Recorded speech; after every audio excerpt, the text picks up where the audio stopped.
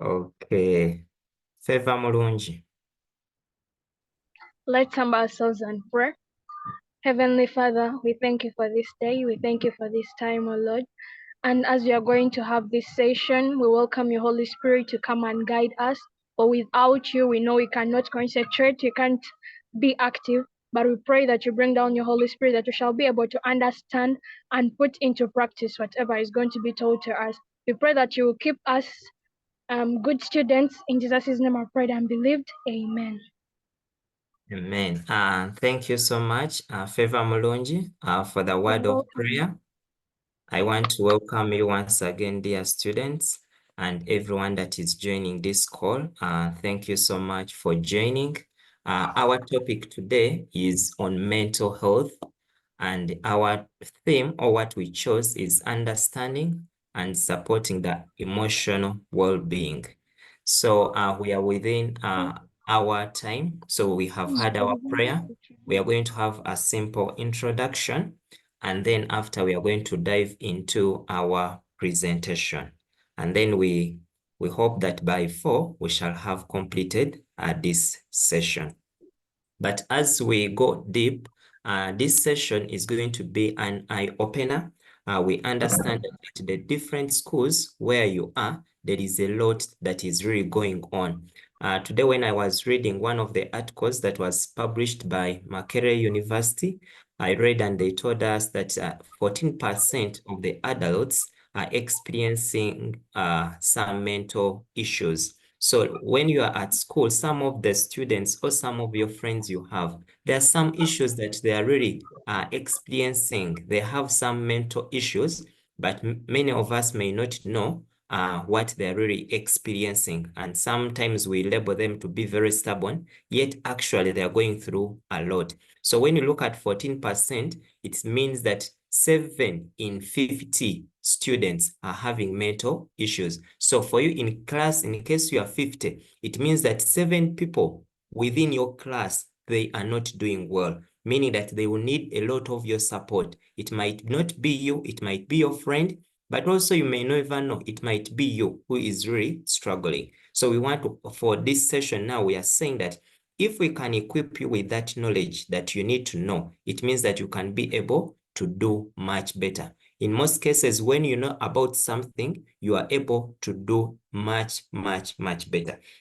So when we are at school, we have really noticed that many of us or many of the students have a lot of things that really go on in their minds. Some are thinking about things that are happening at home. Some are thinking about the school fees issues. Some are thinking about boyfriends, girlfriends. Others thinking about the academic pressure. Others thinking about the grades that are being demanded from your parents, the bullying. So there is really a lot. There is really a lot that is really going on. So at times when you see someone dozing in class, you may never know what the person is going through. It might be a lot. It might be a lot. So that's why we have called on for this session in order to help you and to help each and everyone to understand what mental health is. And through this session, we do hope that by the time we shall finish the session, you'd have understood what mental health is all about, which kind of support can you give to your friend in case you are experiencing maybe mental health issues, how can you come up with a solution? So we want to go that by the time you go back to school, that at the moment, many of us are having an imbalanced life. But now we want to go back that by the time you go back, when your life is balanced, such that you can be able to perform to your best. In order for us to be able to perform, it means that we must have a balanced life. So this session is going to be an eye-opener to all of us. And therefore, I want you to have your book, have your pen, such that you can keep taking note of those important issues that maybe you have not been knowing. Some of those issues you have been taking for granted, yet they are really very crucial for one's development and growth. And therefore, in this session with us, we have our expert that is going to be taking us through this session. Our expert in today's session is none other than Mr. Samuel Chimbowa. Mr. Samuel Chimbowa is an occupational therapist. He has been able to work with very many organizations, very many hospitals, communities. So he has really a lot. He has been able to deal with adolescents. So he has a lot he's going to be able to share with us. And in case you have any question that you feel that you want to know more about it, is the right person that is going to be able to deliver this session.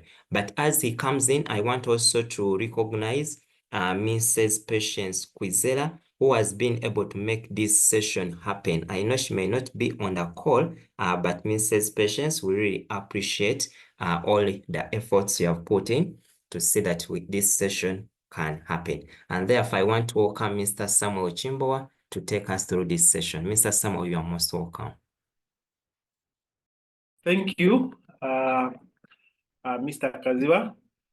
Maybe let me switch on the webcam so that maybe people can be able to see me. So here I am. My name is Samuel Chimboa. I'm a child and adolescent mental health specialist, and as well as an occupational therapist.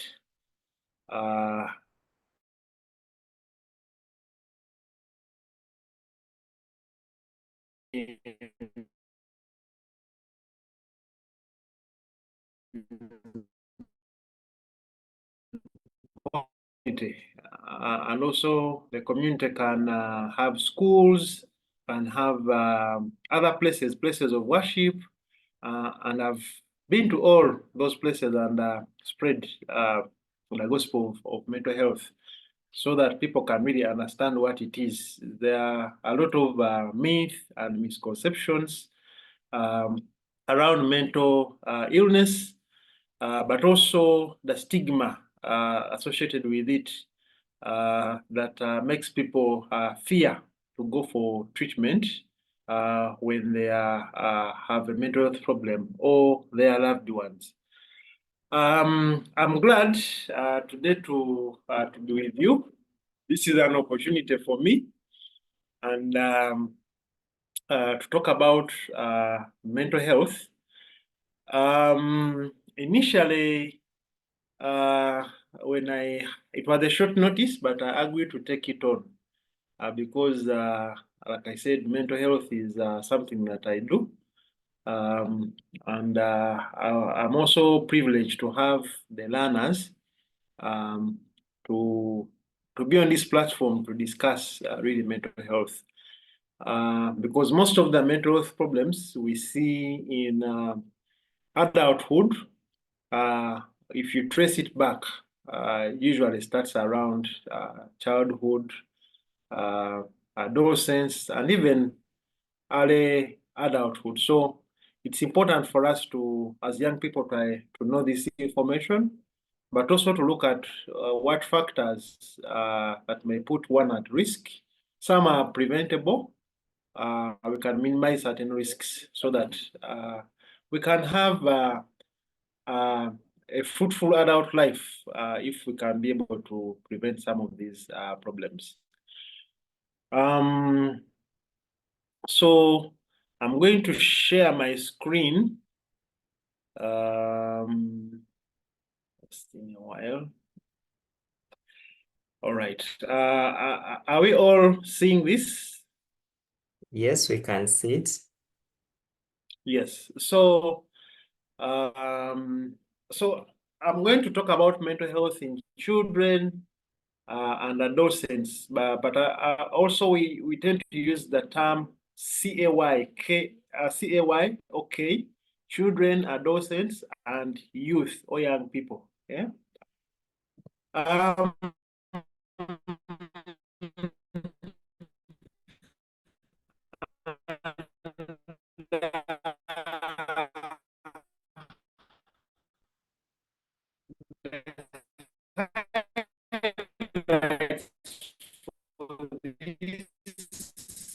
Presentation. One, we need to understand what mental health is by defining it, factors for mental health problems. Some of us, we have siblings who are younger, or we can be able to at least relate as we go through this session.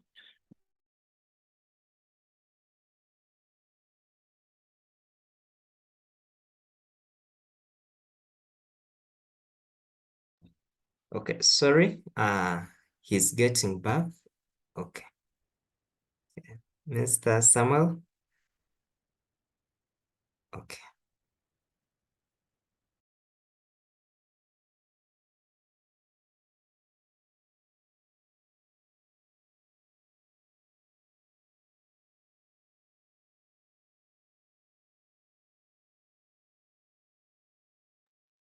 Mr. Samuel, unmute.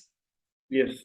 Common mental health problems among school-aged children, adolescents, and youth, but also promoting good mental health. What are those practices that we need to put in place? When should we seek for professional help? I think this is very, very important. People stay with these problems and they suffer, and they don't know when.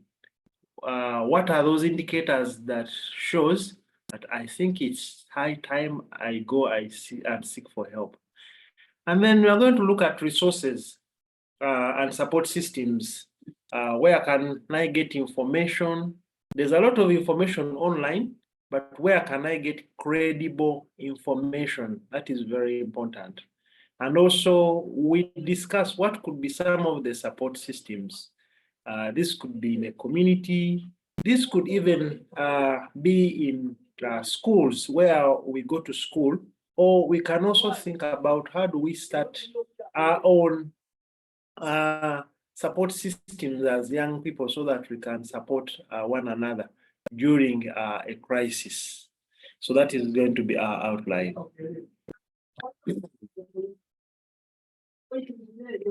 So what is mental health? This refers usually to the well-being of the mind, okay? And the emotions which influence how we think, how we feel, and how we behave, okay? So how well is your mind and your feelings? And these are going to influence these three factors, okay? Thinking, feeling, and behavior. And why is it important? Our mental health, particularly to us as students, it's going to impact us on learning, relationships, and overall happiness as we grow.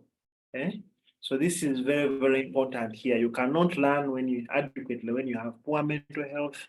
You're not going to form stable, good, or long-lasting relationships. Sometimes if you have poor mental health, but also in terms of happiness and well-being. If you have poor mental health, it's going to impact on your happiness as you go on in life. I see someone has raised their hand. I don't know.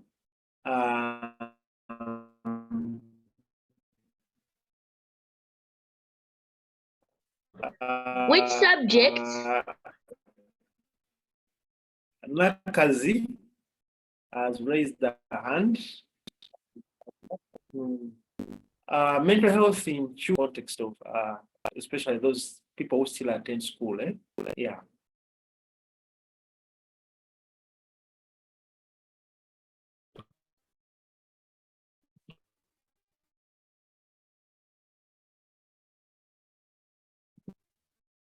So, when we are trying to look at mental health or mental health problems, Zeline is raising a hand. Zeline, So what subject your is this? hand is up. What subject is this? Yes. We are talking about mental health, understanding mental health in the context of children, adolescents, and youth. I think I was informed yesterday but one, so I had to really come up with something really very fast. But I saw somewhere it was in the context of emotions, but I think along the way, I will also discuss something to do with emotions, okay? So this is a bit general, but I'll talk about emotions because I think according to the program, there was something to do with emotions. So I'll talk about emotions. I'll put emotions, something to do with emotions in one of my slides.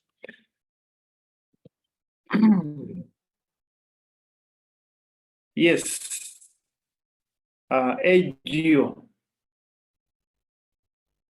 Okay. AGO, is your hand still up or you put it down so that we continue?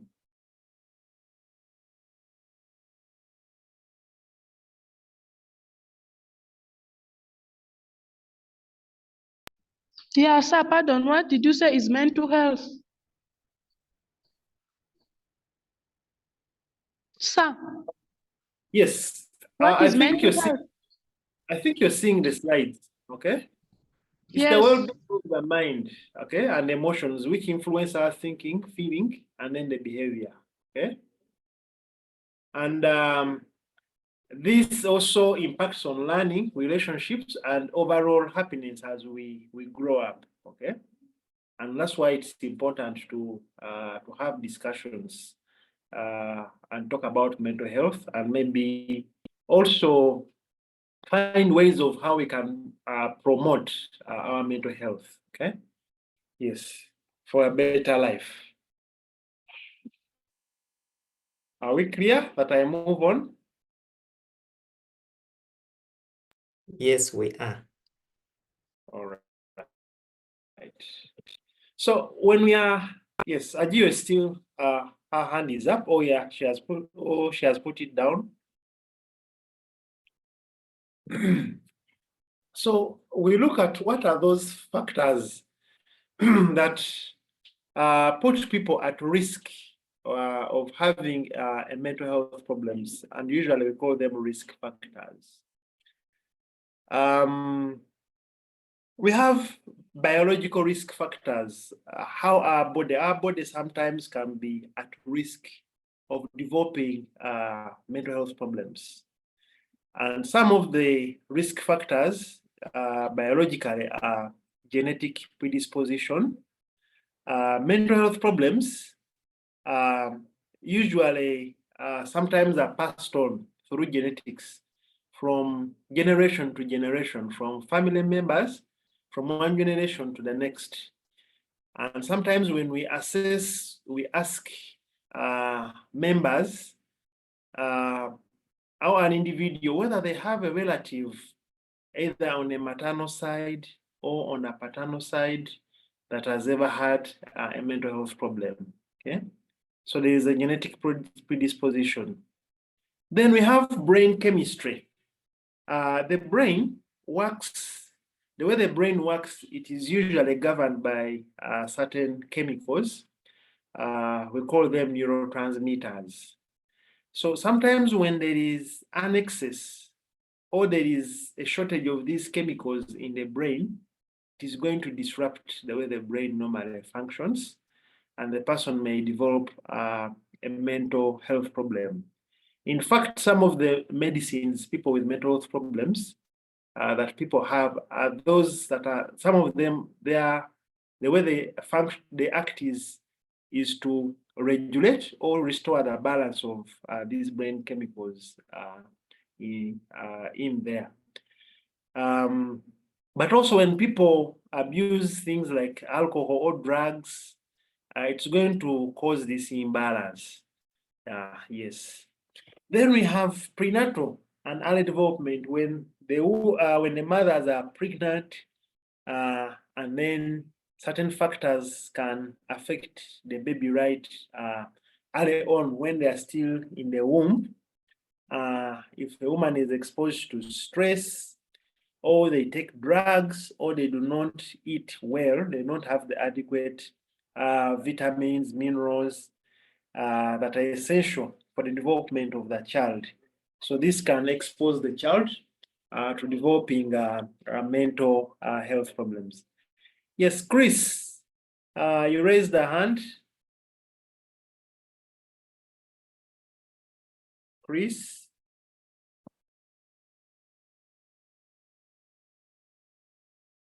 Yes, Chris? I think we can carry on. Chris Wolf.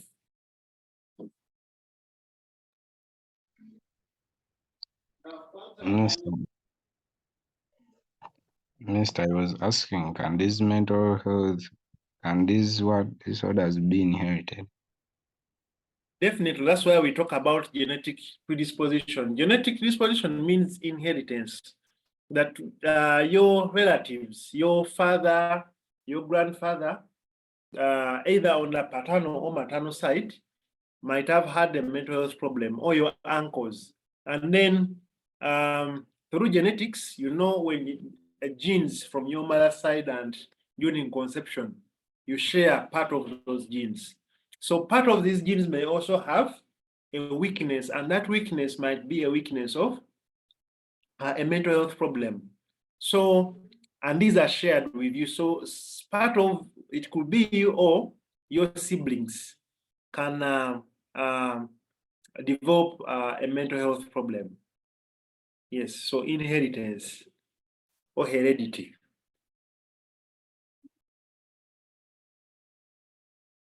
Can we continue? We can. Okay. Just raise the hand.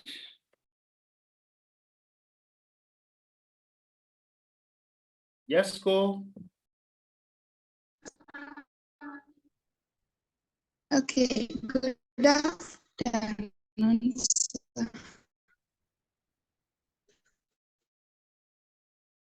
Jasko, you're not clear, please. I'm getting some. Okay, what are some of the examples of chemical that can cause mental health? Jasko, your network I think is poor. We are struggling to hear. Okay, Yes. like the examples of chemical that can lead to mental health problem. Wow. I don't know whether Okay. someone has had Yes. that clear. She's saying, what are some of the examples of the chemicals that can lead to those brain imbalances? Okay. There's there are a number of what we call neurotransmitters, okay, in the brain. One of them could be dopamine, okay. Dopamine is a very important brain chemical, but when there is when it shoots up, or when there is an deficit of it or shortage of it, then the person could be, it could result into a mental health problem, okay? Then it could be norepinephrine, okay? These are kind of difficult names for some people.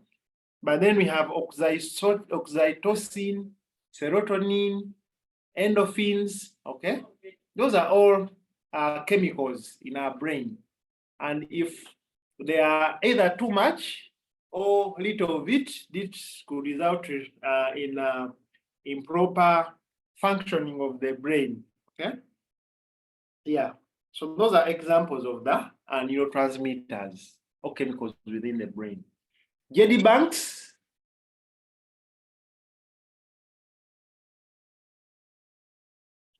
JD Banks and Blessing. Excuse me, sir. I was asking what happened because I've just joined.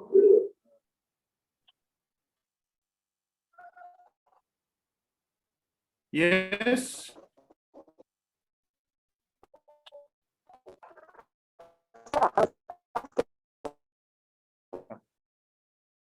I think cannot. Samuel, Yes. what we are going to, let's first complete the presentation, then we shall allow them to ask after. Okay, so please note your questions down so that we shall have a Q&A time and then you'll be able to ask your questions. Is that okay? The silence, I assume the silence means Yes, it's it's okay. okay. Yeah. All right. Yeah. So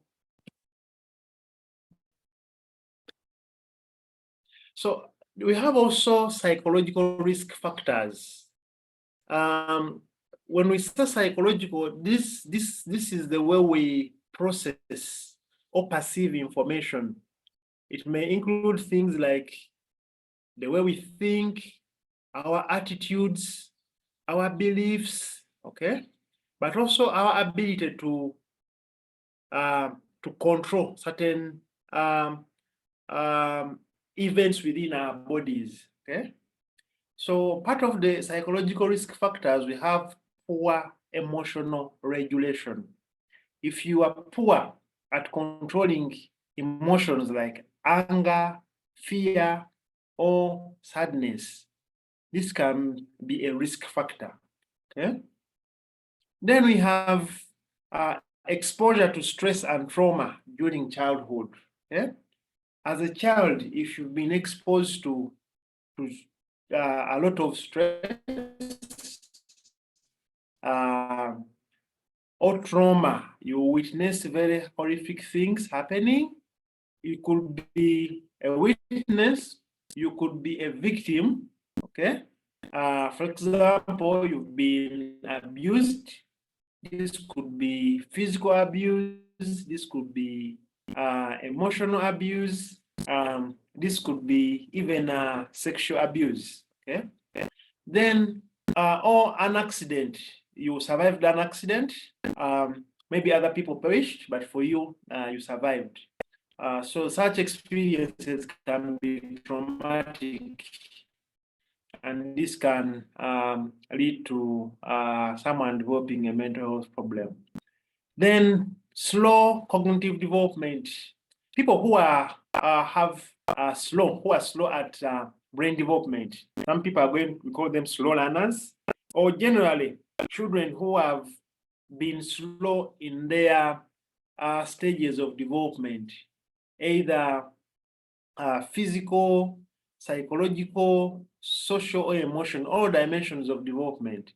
If a child is really, really slower compared to other children, sometimes when I'm at the clinic, I ask mothers or parents and caregivers, what were the developmental milestones or the development stages? When did the child sit? When did a child crawl? When did a child walk? When did a child say their first words? Okay. Sometimes you will notice that a child who's at risk of developing a mental health problem, let's say they walked, they sat at their 1 year. That is really very slow development, okay? Or they walked at maybe 2 years, okay? Those are all indicators that shows us that a young person, right from their childhood, might be having a mental health problem, okay? Then another factor is the environment, okay? The environment, the places we live in. Sorry for the picture you see there, but I'll explain. Some of us, we may come from families where there is a lot of instability, okay? There is a lot of family conflict, parents are quarreling, there is domestic violence, there is separation or divorce, okay? There is abuse. One of the parents can abuse you or can abuse your mother or father in all ways, or someone is not providing you the care that you, a young person, needs. The care might not only be material things, but they are not emotionally present, okay? They don't care about how you feel, okay? So all this can also cause, or as a young person, you've been raised from by different hands. You move from this home before you settle down to understand how things are, then you shift to another home. And the way they treat you may never be the same, okay? In some homes, they can be totally understanding and supportive. In another home, they might be very punishing, very abusive. In another home, they can even neglect, they don't care about your needs, okay? So these transitions and instability in your life may not allow you to form proper adjustment and then settling in as a young person. Then we have bullying and social isolation. I think we are well covered with bullying in schools. It can be negative social experience, and this can contribute to anxiety. And these days also we have cyberbullying. We can bully others online, okay? Through our WhatsApp groups, through TikTok, Facebook, someone takes a picture, and even with the advent of AI, okay? Someone goes and twists someone's photo and then shares it online, okay? And then this trolls online and people are going to laugh at this person. And this is going to become really, really a problem for them. And this is going to lead them to anxiety, depression, low self-esteem, and so on. Then we have poverty and socioeconomic stress, okay? I don't know how we all feel when we are at school in a boarding. And Mr. then, Samuel, yes? let us first disable annotation. Check up there on your screen where you are seeing audio and other. Then you check on those three dots. Then you press disable annotation. Disable annotation. Okay. Yes. Okay, I've seen it. Yes. Okay. Then maybe we can even first clean out the board. You press that annotation button and then first erase. The annotation button. Okay. And then I erase. Yes. Let's see. Okay, I've seen it. Okay. All right. Okay. I think, all right. I think that is okay now. All right, so I think we can. So I was talking about poverty and socioeconomic stress. I don't know how we feel when we are broke when we are at school. Are we happy? So just imagine someone who goes through that every day. Okay. They are struggling to find food. They are struggling to find a decent shelter. They don't know whether they will have a meal the next day. So it's quite really stressful. Okay. And these days we've done research and we've seen that there's a very strong link between poverty and mental health. People in slums, people in ghettos, they are usually stressed, okay, because they are struggling to make ends meet. Yeah, yes, especially even in urban areas. When you are in an urban area, every service you get translates into money. Okay, imagine even going to places of convenience. You need money. Okay, so everything you have to exchange it with money. So if you're poor, it's going to really put a lot of stress on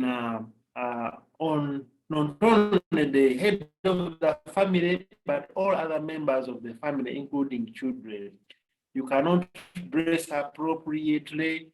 You lack the basic things in life, food, even appropriate meals with a balanced diet. So this is very critical, okay? Yes. Then having talked about risk factors, maybe what I didn't put in this slide, which people can note down, as we have what we call protective factors.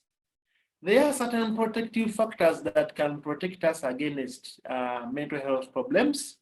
Of course, we can, I can say the opposite of this. If there are no genetic predisposition to mental health problems, if you don't have anything that will cause an imbalance in your brain, or if you had good, if your parents or your mother did not go through difficulties when they are pregnant, they did not abuse drugs, they went and attended antenatal clinics, they were well immunized, even you as a young person, you were well immunized, your parents or your mother did not use any drugs, they were not stressed. So these will protect you. But also when you grow up, good parenting, if you have a parent who really understands you and treats you well, listens to you, gives you almost everything that you need, okay, in life, that protects you, your mental health. Then there are things like if you have good connection with other people, you have good social relationships with others, okay? Because as individuals, we need social support, okay? We need help from others. If you have people who always run to you, who you run to for support, or run to you when you have a problem, then that can protect you against mental health problems. Of course, if you have the resources, we talked about poverty. If you have resources to take care of all your basic needs, food, shelter, clothing, even medical treatment, a decent home, okay? All of these can protect you against the factors that would have caused mental health problems. If you are not exposed to things like accidents that can damage the brain, or trauma, or any form of abuse, then this is going to protect you, okay, against having mental health problems. We talk about even spacing. Crowded places are more likely to be associated with mental health problems. Some people have a single room where if you have adequate space in an environment where there is no pollution, where there is a green space, where it is quiet, there is no noise, all this can help you to have good mental health. Imagine some of us, I don't know where we stay, but you have a home, a few meters away there is a discotheque, a few meters away there is also a church. I'm sorry, but some churches are born again, they have night prayers and they have these speakers that can really be loud. I'm not putting anyone down, but we are looking at in terms of noise pollution, okay? And then there is a video hall, and they are competing for your attention. Each one has to tune in a very loud noise. So 24/7, you are having this loud noise and you cannot have adequate sleep. So such an environment is really not conducive for your mental health, okay? Yes. So now let's proceed to common mental health problems. There are so many there are so many mental health problems, but I wanted to pick out what are some of the common mental health problems that the most common, we have anxiety, okay? Anxiety, if we hear the word anxiety, the way we can simply understand it is you have fear, okay? It can be general fear for many things, or it can be specific fear. So when we say general fear, we call it generalized anxiety, okay? You worry about school fees, you worry about schoolwork, you worry about your sick parent at home, you worry about your siblings, you worry about whether your friends still like you. So you worry about so many things, okay? So we call it generalized anxiety. But when you have a specific fear, that's when we begin to talk about phobias, okay? A phobia is an excessive fear for something, okay? This could be a fear of heights, a fear of moving in a vehicle. Some of us, we fear social places. You can't even stand in front of your class and teach them about something you learned. We call that social anxiety. or some people call it shyness, okay? There are even panic attack that are classified under that they are sudden excessive fears, okay, where you feel as if you're going to die, okay? But this is an anxiety problem, okay? And then feeling nervous. So it may manifest as excessive worry, fear, and nervousness. Then we have depression. Depression, sometimes may I call it sadness problems, where someone is going to have persistent sadness, okay?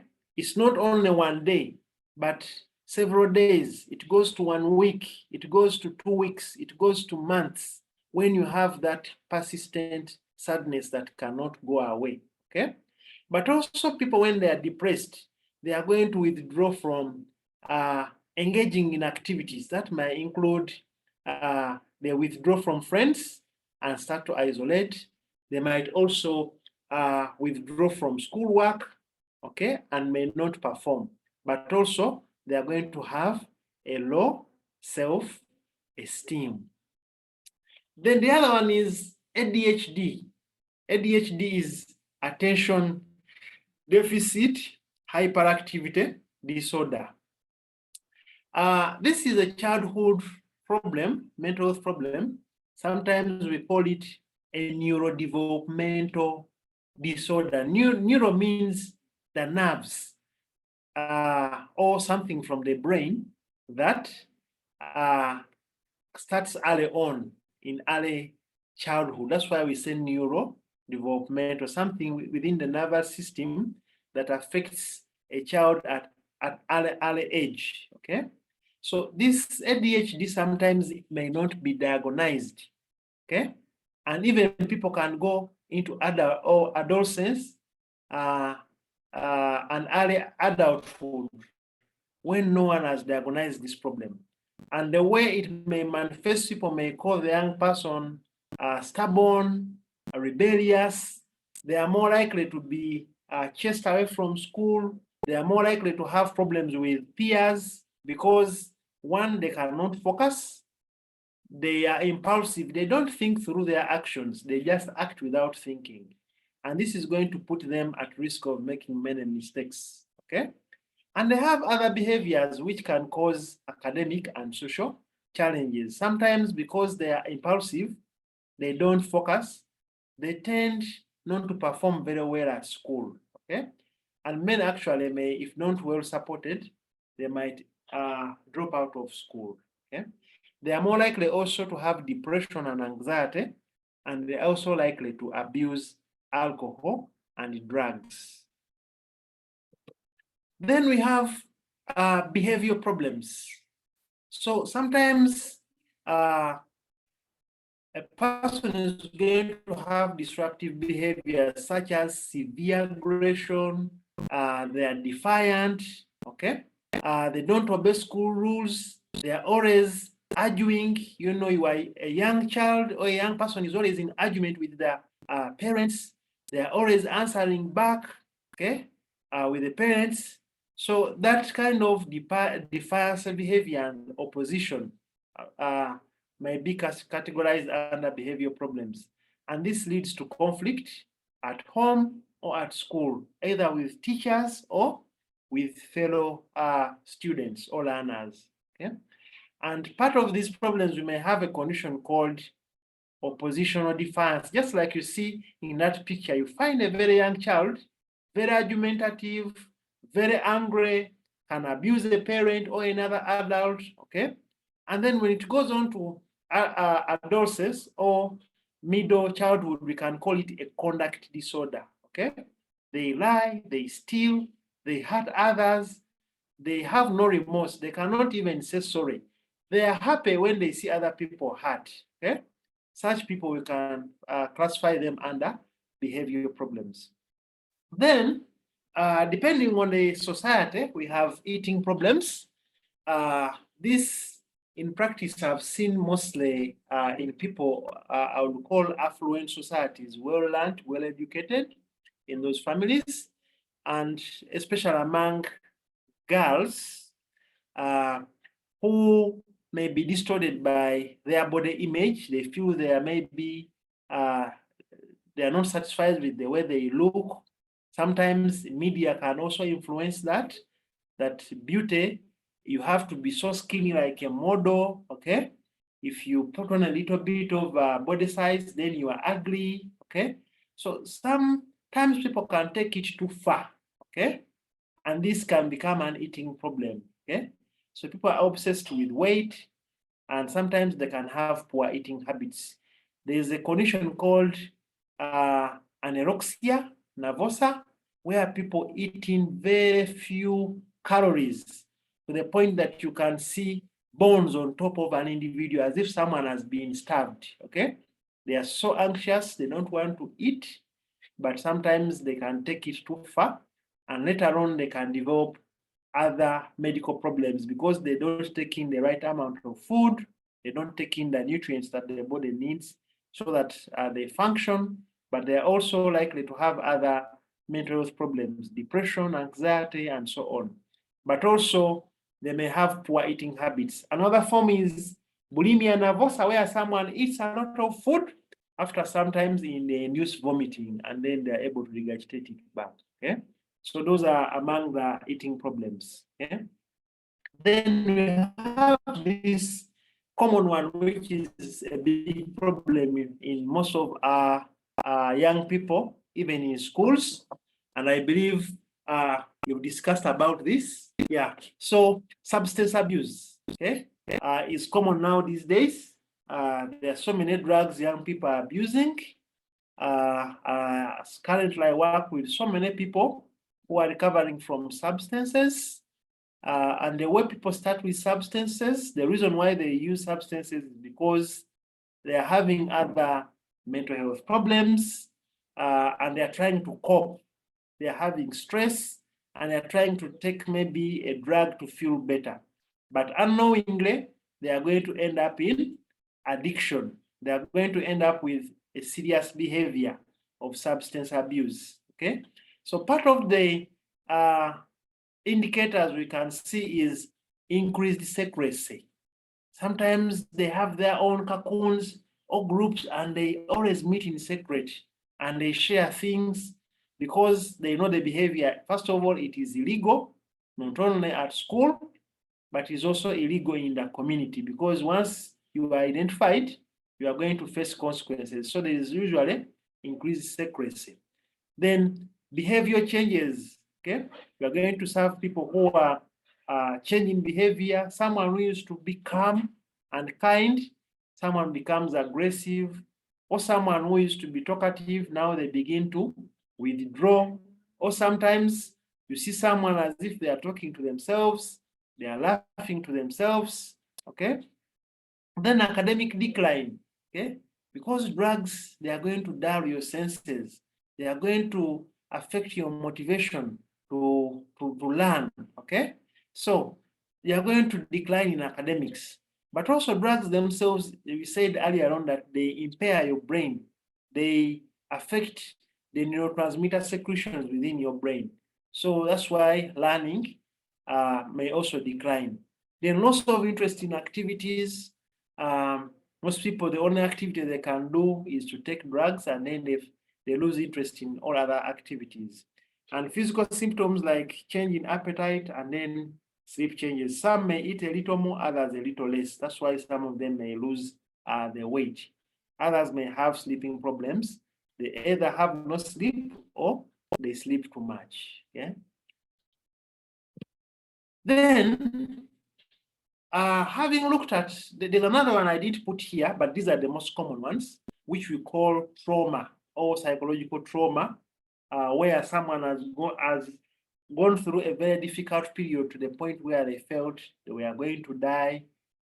It can be someone has kidnapped you, someone or has abducted you, or someone has put you at a gunpoint or a knife point, and you really felt you are going to die, or you were in a road traffic accident and you narrowly survived the death, but maybe you lost some other people, or you come to learn that your loved ones died in a very horrific way, okay? Or you observe someone being killed, okay? or something horrible being done onto that person. So this can trigger difficult memories. When you sleep, you are going to have nightmares or bad dreams. When you are awake in the day, you are always going to have memories and reminders about what happened, to a point that is going to affect your functioning, your schooling, your ability to be with people or friends. Your day-to-day life is going to be impaired. So we call that post-traumatic stress disorder. Then I will not talk about epilepsy. When we talk about epilepsy, yes, we treat epilepsy in mental health hospitals. But epilepsy is a disease of the nerves. We call it a neurological problem. But epilepsy itself is not a mental disorder. Okay? In fact, in developed countries, epilepsy is not treated in mental health units. It's treated in general hospitals. It is not, in developed countries, it is neurologists and maybe pediatricians who treat epilepsy. But in a country like Uganda, where we lack manpower, where we lack enough doctors and specialists to treat epilepsy, it is treated by a psychiatrist, but it's not a mental disorder, okay? It is a disease of the brain that affects the nerves and movement, okay? So I just wanted to make clarification of that. Then what is the impact of mental health problems on us as young people? Okay. Of course, the first one is academic performance. Okay. We know the brain is the organ that allows us to learn, to concentrate, to focus, to remember. Okay. Yes. So if our brain is affected, okay, we are not going to concentrate. We are not going to focus. We are not going to learn. In other words, so there will be academic performance, poor academic performance. And this can lead to lower grades, but also when I have a severe mental health problems, I'm more likely not to come to school for some period, okay? So there is increased absenteeism, okay? Then in regards to performance, I usually tell young people, if you see that you're very stressed and you're feeling too much academic pressure to the point that you're dreading school, maybe you need to see a counselor, maybe you need to see a psychologist to help you out, because stress is one of the triggers of, or is one of the conditions that can kickstart a mental health problem. So you need to see someone early. Then we have social development. Of course, when I have a mental health problems, I'm going to isolate, or people are going to run away from me due to stigma and discrimination. So there is isolation and withdrawal. I stop participating in the things I used to like doing, okay? Sometimes I'm going to have poor social skills. I don't know how to relate with people, okay? I don't know how to greet, I don't know how to hold a conversation, and so on. So I have poor social skills, yeah? But because also I have a mental health problem, people are more likely to be a target for bullies. People are going to easily pick up on me, okay? People are going to tease me because they know I have maybe a problem, I have a disability, okay? And I'm going to always feel like I'm a victim of circumstances. Then we have behavior issues. Some people, when they have mental health problems, there's going to be a change in behavior, okay? That's why sometimes people are going to complain, hey, Jane, this is not the Jane we know. The Jane we knew has changed, and now we have a different Jane. Just because your behaviors have changed, you may scream, you may not sleep, you may shout on top of your voice. So you may destroy property and be aggressive, and so on and so forth. But also, disruptive behavior issues might be due to substance abuse. When we continue with the impact, emotional well-being, sometimes mental problems can increase stress, okay? We all go through stress. and there is some level of stress our body can accommodate. Okay, we usually overcome it, and life goes on. We are used to it, but sometimes we are hit by severe emotional problems. Okay, let's say, God forbid, you lose your sibling, the people around you, family. Yeah, it's going to increase a lot of stress on you. Okay, and this can increase your anxiety problems, depression, and other mood problems. When it is severe enough, people might even think about dying, committing suicide, okay? Or harming themselves in other ways, like I can cut myself, I can prick myself with the compass because I have a lot of emotional pain and I don't know how to take it away. So if I inflict pain on one part of the body, and maybe to the point where I see blood, maybe somehow I might feel relieved. It's like I'm letting the emotional pain go out through inflicting harm on my body. Okay, so it might happen. Then physical health. Sometimes when we have mental health problems, we are going to complain. Okay, that my body is paining, I have headache, I have stomach ache. Some of us, we've complained that I don't breathe well. It's as if I have asthma. Okay, I have these chronic headaches that don't go away. Okay, yes, I have joint pains. Okay, sometimes some of the ladies are going to say I have very, very painful cramps, but sometimes it is a signal that you have a stressful mental health issue that is affecting your body. Sometimes when you go to the doctor will perform all checks, but they cannot see any form of infection or disease causing germ. Okay, so sometimes we have poor lifestyle choices. Okay, like we don't sleep, we don't have adequate sleep. Okay, we don't eat well. Sometimes we don't exercise. We are spending most of the time seated. Most of us, we are on our phones till late in the night. Yet tomorrow we have to wake up. So we are on screens, we are on laptops, we are on phones, we are playing games and consoles, video games, and this is going to affect poor lifestyle choices. Okay, most of us, we don't eat good food. By me good food, I mean food that is giving you enough nutrients, or the nutrients that your body needs for you to function well. Most of us are depending so much on snacks, sodas, pizzas, name it, all those foods. Okay, we depend so much on them, but for them, they are sweet foods. We understand they are sweet, but there's not much food value in them. Okay, so that can also affect us. Then, why? We need to ask ourselves, why are we here? Why do we talk about mental health? Why should we promote it? Okay, why is it important to talk about mental health? Mental health is part of health. There's no way we can say I'm healthy when you have poor mental health. Health is a collection, okay, that includes mental health. Okay, so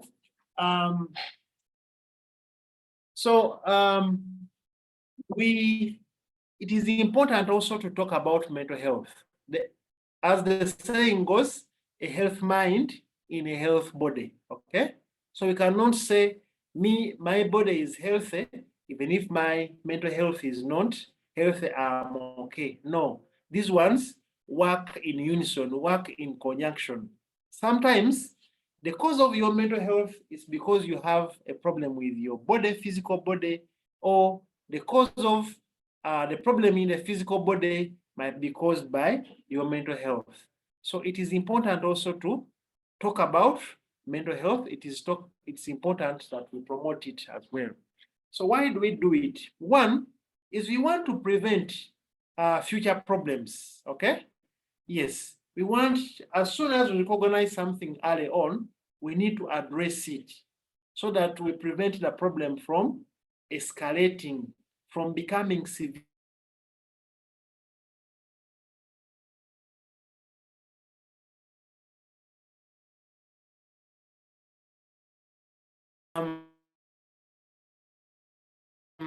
we can prevent severe consequences. We can prevent people being admitted to hospitals like Butabika, okay? We can prevent people from dropping out of school and so on. We can prevent people from committing suicide.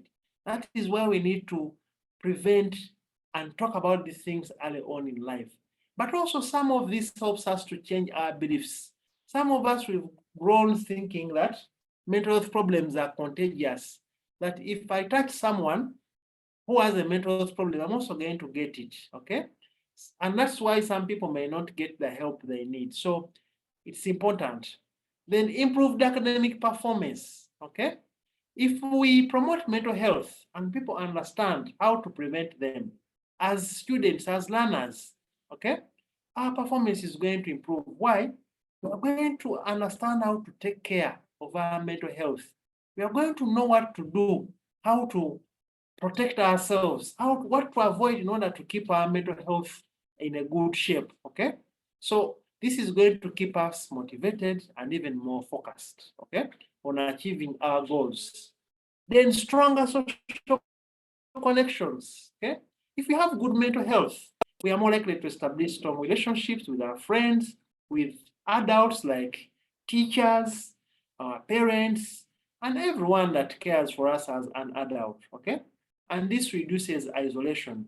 By the way, one way of maintaining our mental health is always to have connections with people.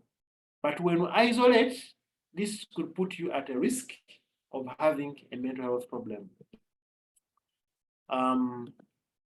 Then,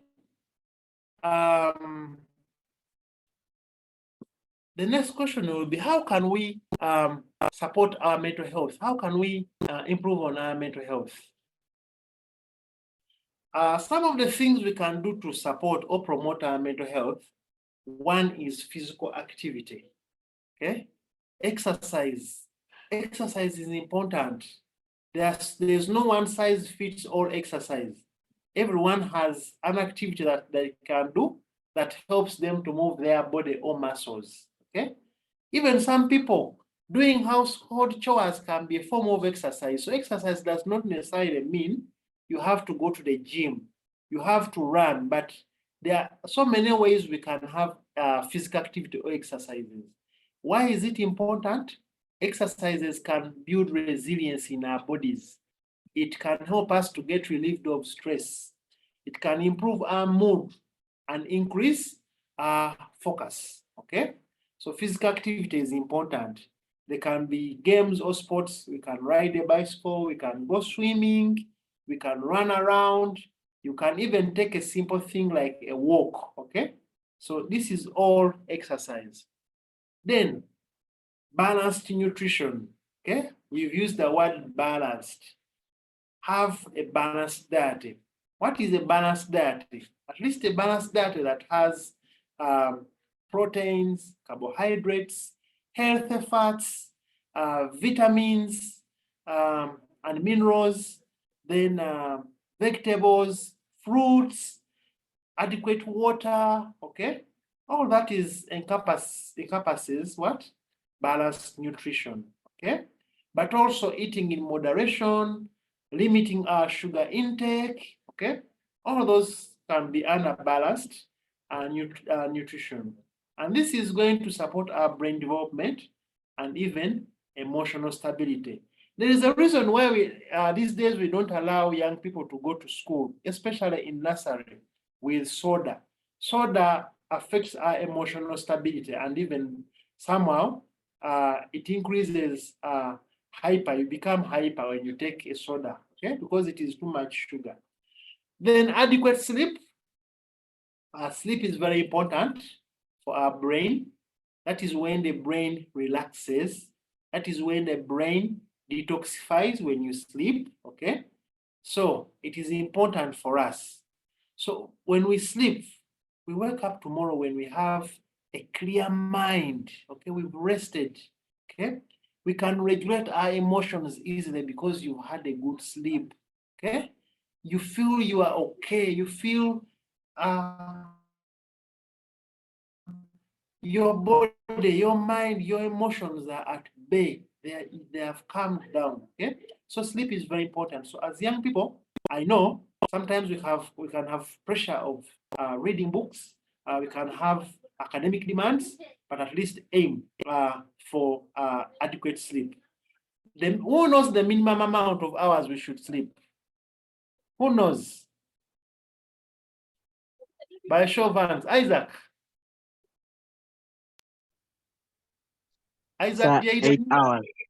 Okay, if we really can, we do 8, but the minimum now that is recommended is 7 hours. Okay, but the younger people, the children, they can go as even high as 9, 10 hours. Okay, actually, the younger you are, the more hours of sleep you need. Okay, but as you get older, you may find the less time you can have for sleep. All right. So, and it is very important for us as we grow up that we do what? We emphasize sleep. Okay. Okay. Now,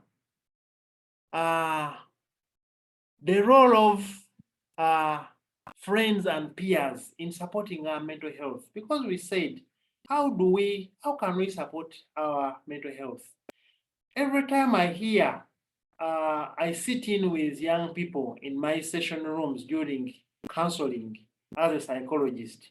A young person will talk about their problems, but also they will talk about 1 or 2 friends who is going through problems. And these people are struggling, but one thing I noticed that they only talk to themselves, but then they don't talk to other people, maybe sometimes, who may have who might be willing to listen or who might support them in one way or another. So one of the important things is, as young people, we need to build what we call a support network. We need to have some sort of peer support, okay? Where we can say, if you have anything, please reach out to me.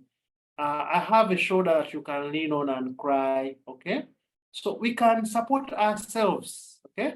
Sometimes our teachers, our counselors are going to be busy and have no one to reach out to.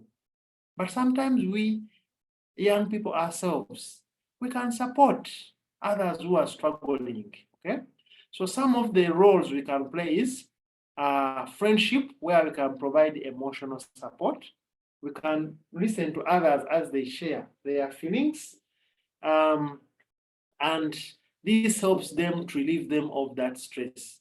And this can reduce the feelings of loneliness and boost even their self-esteem, right? Then the other important thing is having positive peer influence. Sometimes what affects us as young people is having negative peer influence, where people are going to mislead us into certain behaviors that are going to affect our mental health, such as substance abuse, such as having relationship problems with others, okay? And this can affect us, but if we have positive peer influence, people, they can encourage us, or you can encourage one another to focus on doing or undertaking positive behaviors, which can keep on promoting our mental health. If we can go run together, if we can offer each other as a hand and support each other, if you can listen to listen to each other's problems, okay? This positive peer influence can help us actually to navigate some of the challenges in life. Then, of course, community support systems, getting involved in volunteership, helping the needy, okay, can help us to feel connected. As a school, as young people, what can we do for our nearby community to show that we are with them, okay? To show that we are lending a hand, okay? So we have our clubs within the school. What are those clubs for?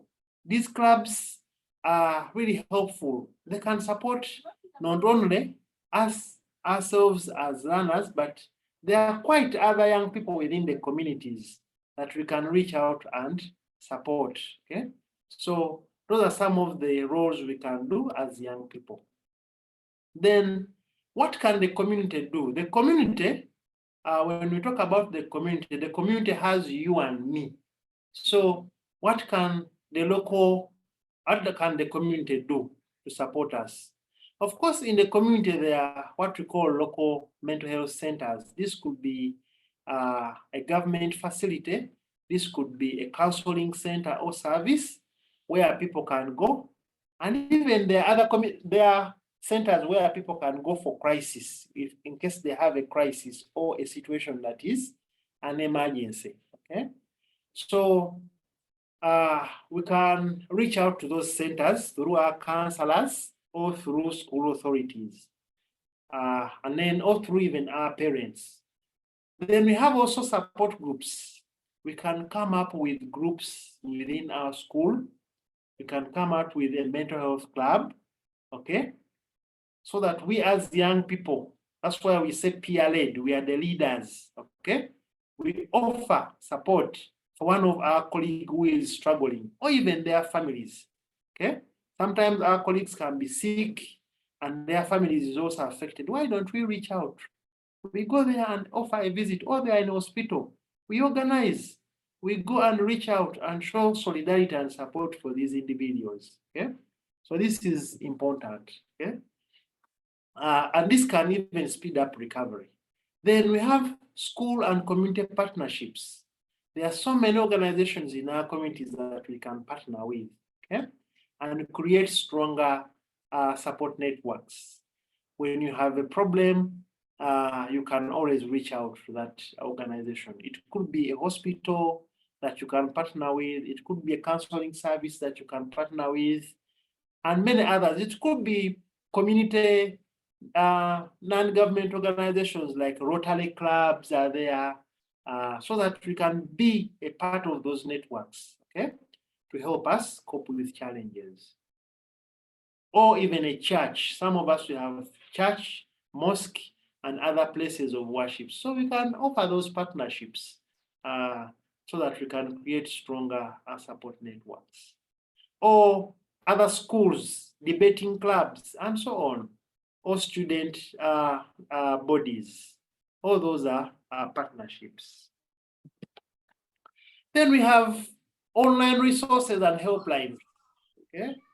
So under online, these days, I think it was because of COVID, where people were restricted and they couldn't move, yet they needed to work, they needed to talk to each other.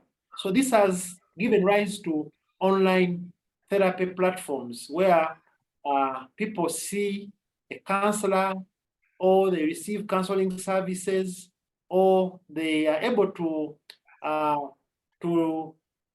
get in touch with their psychologists and share their problems and find support. I, for one, I do those online therapy platforms. I support some people who work up country and they cannot come to Kampala, or in a place where someone is working, but then they cannot find a therapist. So sometimes people have reached out to me on various platforms, social media, sometimes through my contacts, and then I'm able to really support them. And so unmute their mic.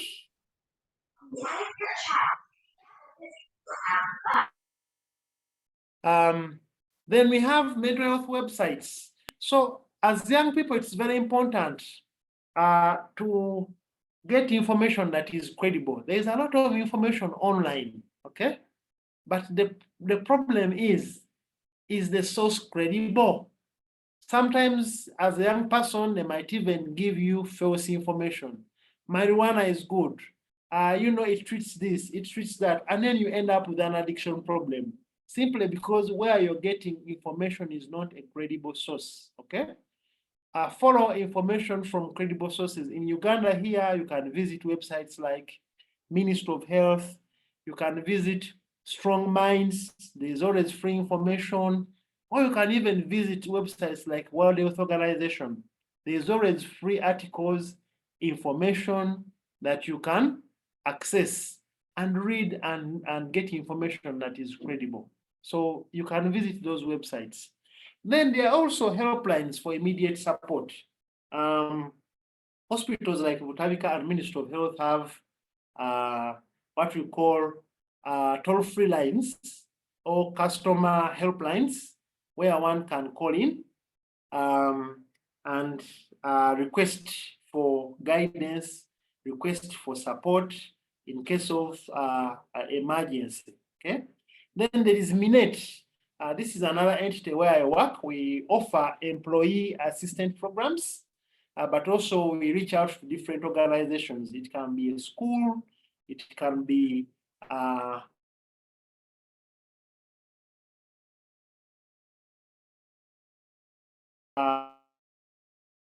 mental health services, right? Now, this is one of the most important slides that I want us to listen in carefully, okay? What are the signs that one needs, or what are the signs that indicates that someone needs to seek professional help? Now, oftentimes, mental health problems can develop slowly. And as they develop, they can sometimes give us indicators or warning signs. But some people, because maybe of stigma, because of the fear of being judged, the fear of being laughed at or ridiculed, people fear to come out, okay?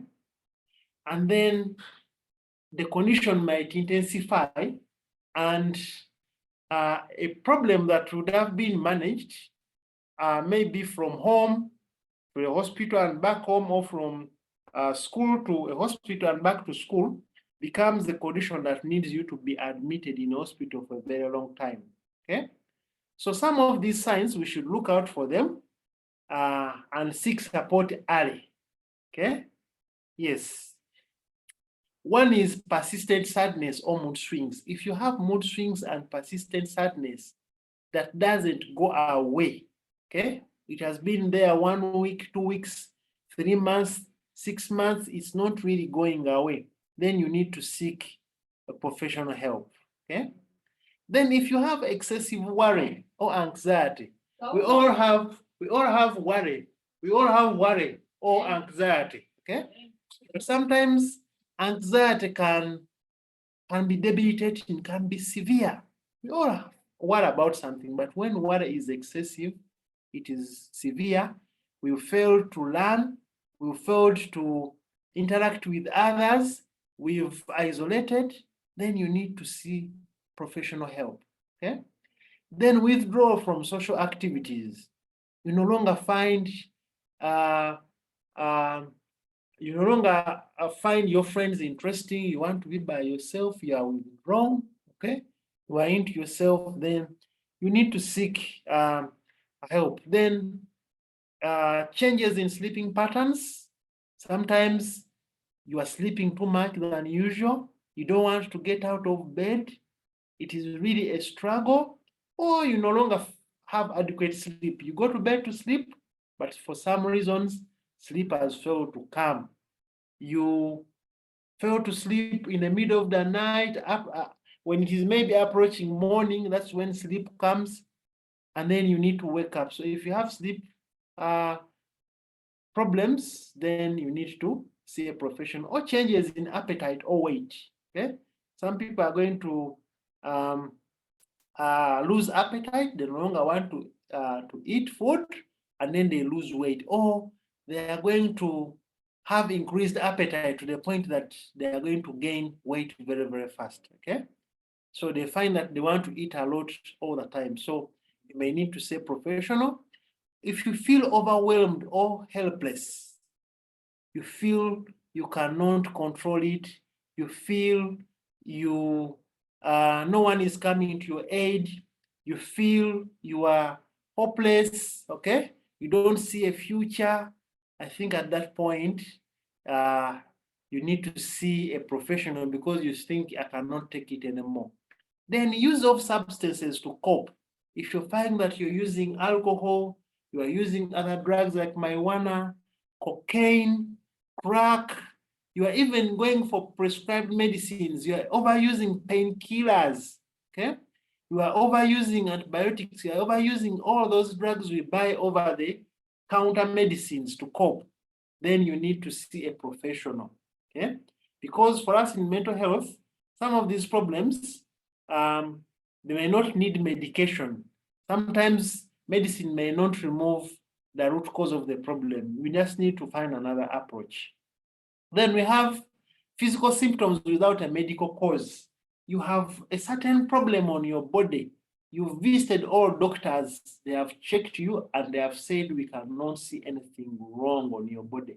But for you feel pain, you feel you are asthmatic, but the doctor says that you don't have asthma.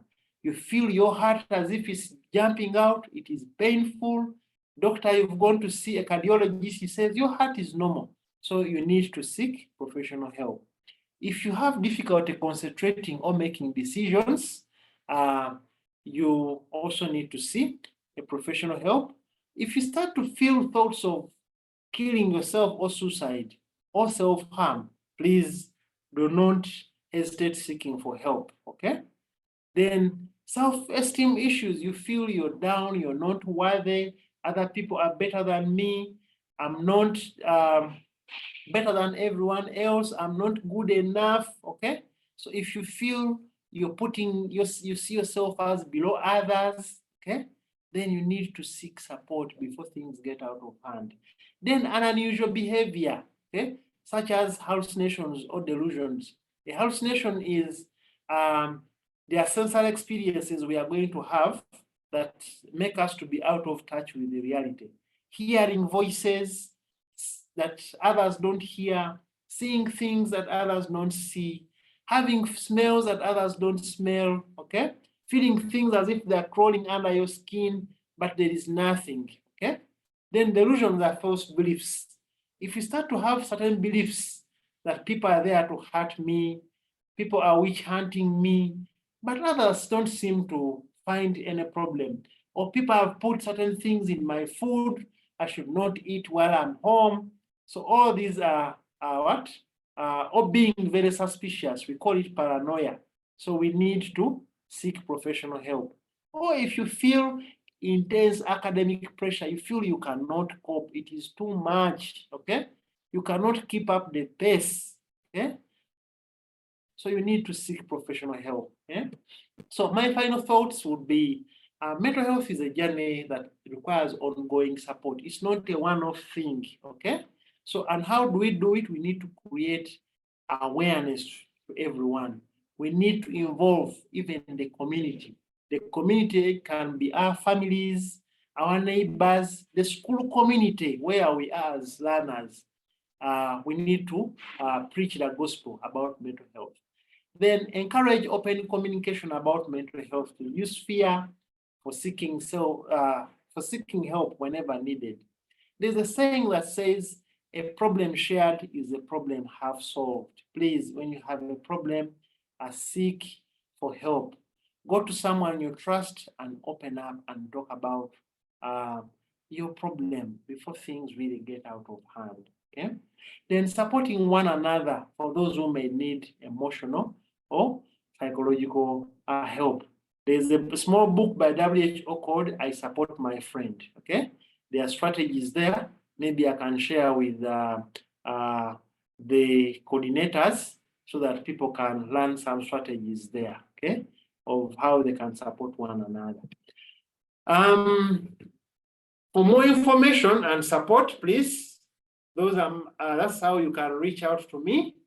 My phone lines, but I know this being a school setting, when you're in school, please go through the school system, okay?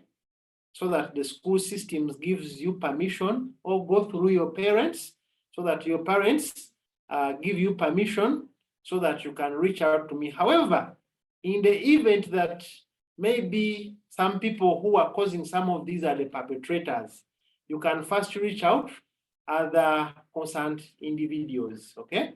So that you can get help, okay? Thank you for your time.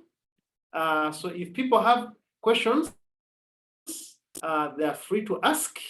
So thank you very much. Well, thank you. Thank you so much, Mr. Samuel, for the wonderful presentation. Thank you so much for teaching us. Dear students, in case you have any questions, the chat is open, but also you can raise up your hand and then we shall pick on you. Okay, we are going to start with Ayara G. Okay. Atia, okay, Ayara, come first. What's ADHD in full? Excuse me. ADHD is attention deficit hyperactivity disorder. Okay.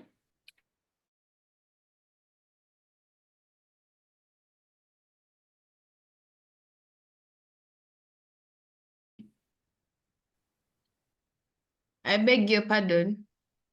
ADHD, it is attention deficit hyperactivity disorder. Are we Okay. clear? Yes, she has dropped off. Okay, Amina. Okay, so my question is, what if you know someone who's like dealing with a lot of stress and stuff, and you offer help, like many people are offering help to her, but she doesn't want anyone's help, like she's acting very high and doesn't need help from anyone. What do you do about that person? Okay, thank you, Amina. Sometimes people, when they are in distress, they are a little irritable, okay? It's not that they don't want help, but sometimes because they have been suffering, okay? Sometimes they feel like, what's the point of me trying, okay? It doesn't mean that you should really give up, okay? There are times I've seen people coming to sessions and I'm talking to them and they're like, I don't want to talk about this, okay? Sometimes even mere sitting with them and not say anything is help enough. Sometimes it's not all about talking. It's just being there with them. It's just saying, can I buy you a drink? Okay. And don't talk anything. Help can be of different forms. Okay. Sometimes when I give what we call psychological first aid, I may not talk to anyone, but I might just sit there with someone and say, please, if you need anything, let me know. Okay. Or do you need something to drink? Okay. So that is also help that you're offering. Okay? However, it does not mean that you should give up talking to them. Or sometimes if you feel you're doing your best and nothing is changing, please talk to a trusted person. Sometimes communication, I know it has several approaches and strategies, okay, that may need a professional to approach in a different way. But in all cases, people always need to be talked to, only that sometimes they are having a lot of stress, all right? Yes. Okay, thank you, Patricia. Patricia, unmute.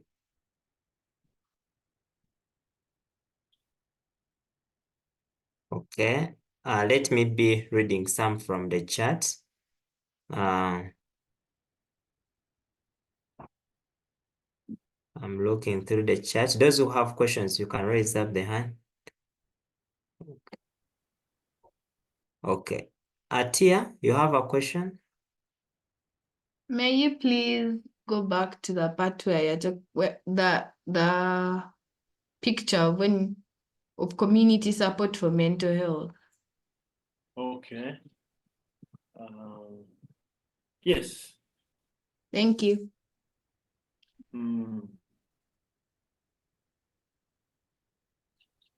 Okay, I think someone wanted to pick a couple of points there. Yes. Yeah, as she speaks, Lynn. Okay, so you spoke about the younger, like maybe the younger, the more sleep, like the more hours of sleep you have to take. And the older you get is the less sleep maybe you have to get. Why is it so?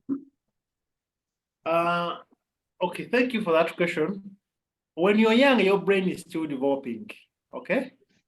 And Yes. your brain is one of the most sensitive organs. Anything that affects it, even the brain cells, once they are damaged, they may not grow back again, okay? So we Okay, have to sir. ensure that we protect your brain as much as possible, okay? Okay, sir. Thank you, sir. Yes. Okay, then someone is asking, okay, Kim,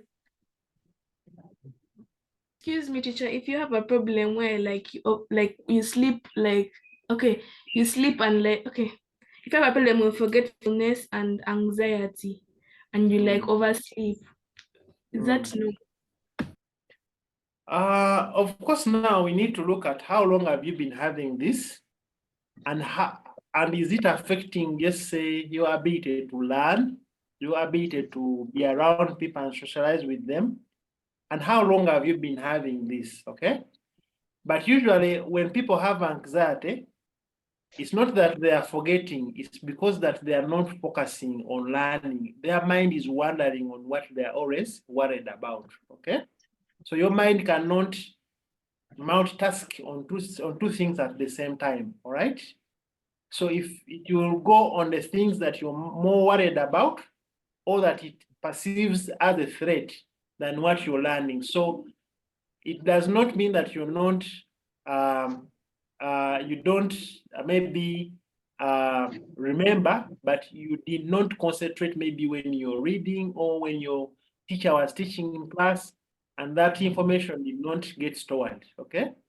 Your mind was somewhere else. And then with anxiety, sleep, sometimes there may be changes in sleep. Sometimes anxiety can make you tired because the brain is overworking through worrying, okay? And then when you go to bed, you may oversleep, or you may fail to sleep because your brain is also busy worrying that something bad is going to happen to you, all right? Yes. okay, So in that case, you need to seek for help, right? Yes. okay, thank you. Olive Mugisa, Okay, sir. For me, my question is, what causes what causes a person to wake up like at 2 a.m. and that person starts looking for the sleeps and the sleeps are nowhere to be seen? Is that that causes stress or it is anxiety? He wakes up at night and does what? And you look for the sleeps and you say that they are nowhere to be seen. Okay, you wake up in the night and you cannot go back to sleep again. Yes, sir. Okay, now, okay, sleep has stages. Sometimes there are certain factors that can affect us in the night and disrupt our sleep. Okay, for example, if you have anxiety and you wake up, let's say, because of fear, okay, or you wake up with a memory or a reminder of something that worries you, you may not go back to sleep. Okay, but also for some of us, you may take, let's say, you take fluids late in the night before you go to sleep, and then you wake up in the middle of the night because you want to pee, and then sleep fails to come. Okay, so there could be several factors, but also some people may have depression. Depression can also affect your sleep. Okay, yeah. So we look at several factors here. Sometimes it can even be what we call habits. Some of us, we stay too much on the screens, okay? Particularly our phones. Those blue screens, research has shown that they affect our sleep. There is a hormone that we secrete that helps us to sleep. It's called melatonin. If that hormone, if there is always light, that hormone is not going to be secreted, and which means the brain is not going to be in a state that wants us to sleep. So the only thing we can help our brain to secrete melatonin is to always go off our screens early enough, okay? So that we allow our brain to secrete that hormone that will help us to sleep. Then the other thing is using coffee, okay?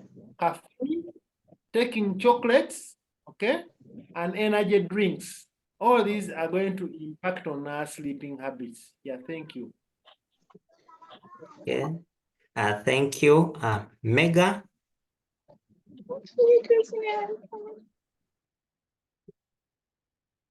Okay. Mega. Is phobia a mental disorder? Yes, we classify them under anxiety problem because phobia, it comes around fear. Okay, when you hear the word anxiety, the first thing that should come in your mind is fear. Okay, but a phobia is a specific fear for something. Okay, Yeah. and some of these fears actually are rather harmless. Okay, for example, some people can fear, let's say, a rabbit. But a rabbit is harmless, but someone can have excessive fear, okay, for something that is rather harmless. Some people fear heights in buildings. They can never climb a building, or others fear using lifts, okay? So people have those excessive fear for things that are rather harmless, and that's what we call a phobia, okay? Yes, it's a mental disorder. It affects your day-to-day functioning. For example, if they told you that you're going to do an exam, you need to hurry, but the building has 200 blocks, okay? And then your quickest way to get there is a lift. But because you have a phobia for lifts, you may reach when the exam has already started, and that can impact on your what? On your marks, okay? Yes. Okay. Thank you. Hanifa. Sir, for me, I'm asking that. Sir. Sir. Yes. For me, I'm asking that how can you collaborate with other members in the class when most of them segregate? How can we collaborate? Okay. Now, in my language, there is a saying that all the 10 people cannot hate you. Okay. The most important thing is when you're building a support for someone, look for only those people that treat you with kindness. Okay. In this life, not everyone can like you, but certainly not everyone will hate you. Okay. I rather have very few people who treat me with kindness than having so many who come around me when they are betraying me. Okay. So I believe if you looked around enough, not only in your class, even if it's in the other class, but as long as you have a friend who is willing to listen, who respects you, okay, who shows you that they care, I think that is enough. Okay. Yes. Yes, you cannot control how other people treat you, but you can control who you bring in your life. All right. Yeah. Yes. Yes. Okay. Thank you. Mark Jr. I had a question. Is it like true whether sleep can affect like your height? Is that if sleep enough you can have like you can like grow like taller? Sorry? Like sleep affecting your height? Mark Jr. Yes, that was the question, but let him repeat. Yes, is it true that like sleep can affect like your height? If you get enough sleep, you can go taller, and if you don't, you can have a stunted growth. What's your process? Okay, what I know is the brain has another important hormone that has an organ that secretes a hormone that is essentially helpful for growth, okay? Which is the master gland, it's called the pituitary gland, okay? However, if that gland has maybe a problem, maybe it oversecretes the hormone or it undersecretes the hormone, that can affect your growth, okay? It can also affect other hormones in your body, like the thyroid gland, which secretes thyroxine, and all of these hormones can impact on your development as a person. Okay, either some parts of you or, but there is no direct correlation. I've not really gone deep to read into the research that looks at the correlation, maybe sleep disruption or sleep deprivation and height. Okay, I've not really done that. Maybe it's something I can note down between sleep and height changes. But of course, sleep is not the only, but there could be maybe other factors that the person is having hormonal imbalances that are essential for them to grow taller. And if this does not happen because of maybe a defect in the brain or stress, then that can affect the growth or the development of an individual. Okay, I can do some research on that. Okay. Thank you.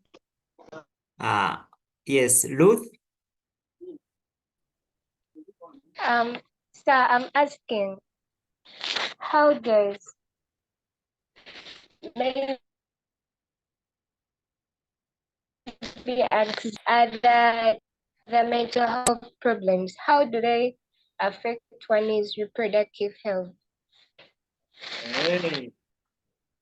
You see, mental health can also affect your hormonal balance, okay? But remember, your reproductive health also somehow relies on hormones, okay?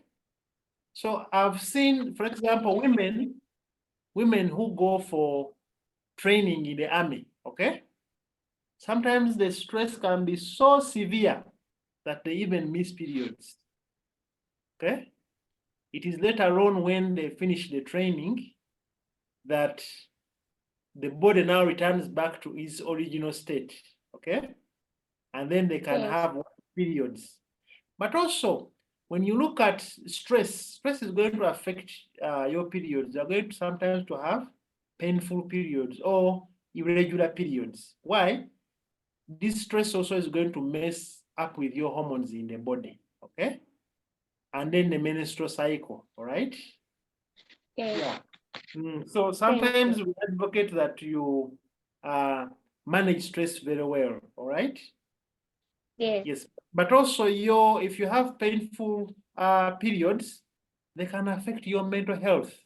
I've seen one young lady, because of there's a condition, gynecological condition in women called endometriosis, where you have a lot of pain in your ovaries, Yeah. And she was going into depression, then she ended up also starting abusing pain medications, Yeah. She became addicted to drugs because of that pain, Yes. It does. Thank you. You're welcome. Okay. Jones. Okay. Jones, unmute. Okay. Airagi.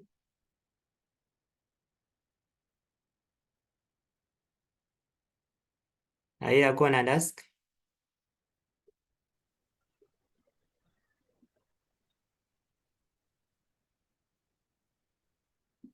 Okay, I'm failing to.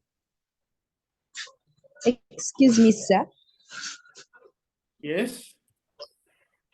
I was inquiring, how can you overcome fear? Fear. Yeah. Of course, there are several strategies we can use. Fear is by the way, fear is not bad, okay? But when fear is excessive and unwarranted, that's when we look at it as bad, okay? Sometimes fear may be only in our mind, okay? And not in the actual situation. We predict or we anticipate that something bad is going to happen, and then we get scared, okay? So one of the things to ask ourselves is, do I have evidence to confirm my worries or my fears? Okay? If they are true, what can I do about them? If I don't have evidence, maybe I could be just assuming, okay? So sometimes we call it cognitive restructuring, changing our mindset, okay? Some of the fears are actually things that we've made up in our minds, okay? Which we call errors in thinking, because your mind also sometimes can fool you, and then you end up believing, okay? It's just like a building with a smoke sensor. It is there to detect whenever there is a fire, the smoke sensor goes off. But I can fool the smoke sensor and I put a what? A matchstick that I've just put off and there's on the smoke. The smoke sensor will go off that there is danger. So even our mind can go off sometimes and gives us a fake alarm, okay? But the important thing is always investigate and look for evidence to see if actually your fear is real or only imagined or perceived. Is that okay? Is that okay? Hello? Yeah, I think it is okay, but I think she has muted. Okay. Angel? Nasana Angel, unmute. Excuse me, sir. I was asking, is there any way to get rid of phobias? Yes, you have to see a psychologist, okay, who can take you through a process. You can have with a psychologist a number of sessions, okay, and then they will teach you skills of how to overcome a phobia. Okay. Yes. Thank you. Yeah, you're welcome. Okay. Patricia? Thank you, teacher. So my question is like, how effective is this mental health, like education? And also, there is a girl, she's young, and she used to be in a private school, and she would perform well. So when she joined the government school, she reduced, like she lowered in her performance. Her parents got concerned. But of course, they're shouting at her, like, you have to improve, and so on, like that. And that thing, I don't know if it's affecting her, but she has totally not improved. And when it comes to watching, this girl loves watching TV. It's really hard to convince her to stop watching. Okay, I don't know even how to talk to her, because when you try to tell her that it's also time for you to read like this, she doesn't want to do it. So how do I help her? Okay, thank you. Now, you see, environment is very important, okay? Why some students perform better in one school and then decline another, sometimes it may have to do with the environment, okay? You may find in some schools, the teachers don't care about children's feelings, okay? Let's say there is a lot of punishment, okay, in the schools, but also the services you may have in a private school may not be the same that are there in the government schools. Most government schools, they are a little cheaper, but the services you cannot equate them to a private school, okay? Then the other thing is, if my parents change me to a school and I don't like it, okay? Yeah. It may be difficult for me to cope, all right? So sometimes, because of the change of the environment and I fail to cope, it may result into feelings of sadness, which later on goes into depression, okay? But sometimes young people may not tell you that I'm depressed, but what you see is how they behave, okay? Performance declines, then they are going to lose interest in academics. They only want to watch TV, for example. They have stopped putting in effort. Sometimes the parents even make it worse by criticizing her instead of understanding and asking her, how do you feel? How can we help you perform better? Okay? What is the problem? You see that? Okay? Yeah. So maybe the starting point could be, if possible, to speak to the parents, and then they can find a way of trying to help her understand her and also hear her voice, okay? Because sometimes parents may not give us room to talk to them about how we feel, okay? Yes. Okay, thank you. Mugomya.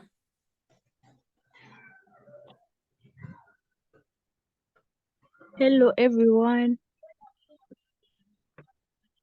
Yes. Hello. Like, there is some friend of mine, like, when she tells me about herself, she told me that, like, they overcall at her, what. Then she's, like, ever online. So how can I help? Okay, by the way, abuse, when you talk about criticism, abuse, the most common, the hidden form of abuse that people don't see is emotional abuse, okay? Because you cannot see it on a scar, okay? Someone cannot convince you when they say I'm emotionally abused. It is psychological, but it is one of the worst forms of abuse, okay? So sometimes people can be abused through various ways. They can always maybe criticize you. There's what we call destructive criticism. Someone will never appreciate you no matter how good you are, okay? Some will always find something to quarrel about you, okay? And someone may not listen. They always, let's say, they curse at you, they send verbal derogatory words. All of this can be psychologically painful, but you cannot show people that I'm going through this. So it's very difficult to show emotional abuse, but it is one of the worst forms of abuse, okay? So one of the ways perhaps how this friend of yours copes is by being on a phone to distract themselves about overthinking, okay? They scroll through pages. Maybe sometimes they cope by talking to other people out there through social media to see what they can do. But usually, the challenge here is that sometimes not everyone might be a good source of advice or information.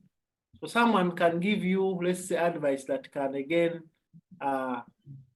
cause you more problems.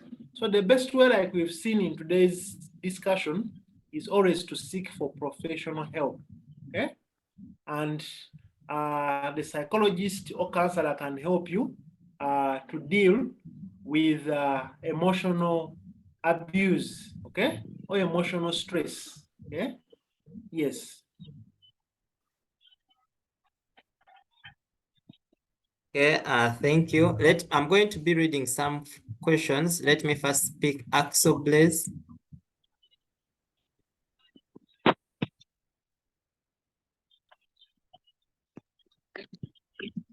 Okay,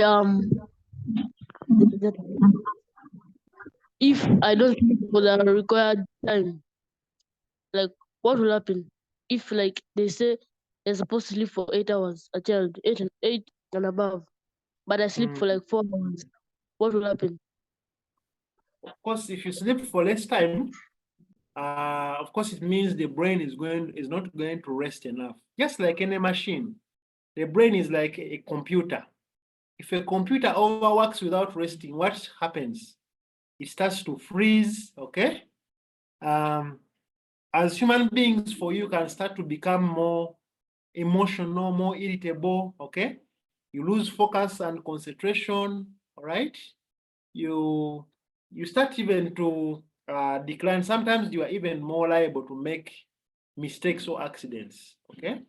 So which means your brain is not resting enough, it's not recovering enough from overworking, okay? So it is very, very critical that your brain rests, but also you accumulate stress over time. You may find that you feel you are not always rested when you wake up, when you hear the bell, you don't want to get out of bed because you are very exhausted over time. We call it being chronically fatigued. Okay, yeah, and you start to lose interest even in academics over time. So sleep is very, very important for us. All right. Yes. Yeah, thank you so much. Cleopatra. Teacher, I have some questions. I don't want to know how to come up from some stress, like if you have some hard parents at home, one way of overcoming such stress from home, mostly if you have very tough parents. Though the Bible says that you don't have to answer back to the parent, but there are sometimes it can provoke that you feel like to answer back. Please guide me. I think, of course, one of the important things that affects us as young people is also the way our parents bring us up. Some type of parents can be very, we call it authoritarian. They are very dictators in nature. Okay? Whether you want something or not, you have to do it. Okay? But there are those who are authoritative who give us an opportunity and they listen to us. Okay? And we find a win-win situation, a common ground. Yeah? Then there are those who don't care about how we feel. Okay? Like they can give you everything, but they will never listen to you because they are always busy, busy, busy, busy. Then there are those who are neglectful. They don't mind whether you have books or what, or you need clothes for them. You know, they just don't care. But in this case, one, if you find that maybe it is difficult always to interact with the parents, you can identify someone they respect or listen to, and then speak to them. This could be even your teacher at school, or an uncle, an auntie, okay, on both sides, who they really respect and listen to, and speak to them. And maybe sometimes I also have certain things I want to talk about how I feel, but I'm not being given time, okay? They don't understand what I go through. Maybe I need to tell them so that maybe um, they understand. Or sometimes they say certain things in a way that I don't understand, or I misunderstand them, and then maybe they end up quarreling that maybe I'm disobedient, I don't listen. So it's important to find a third person to really help you to become a bridge between you and your parents, so that you can work out those nitty small things.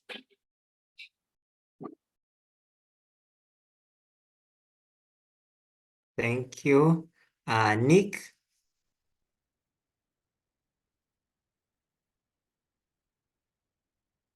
Okay, I'm failing to get Nick.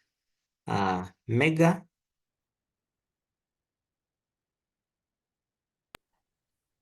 Mega. Sir, Yes. okay. For me, there is a 4-year-old kid here at home. While they're bringing him up, like the parents used to keep him inside the house because they don't want him to, I don't know, maybe get dirty from outside. But then, like, I see most children maybe learning how to talk. It's between 3 there. But this kid, until now, he can't talk. They've tried taking him to school, yes, but then still he can't talk. He just keeps on speaking some language we don't even understand.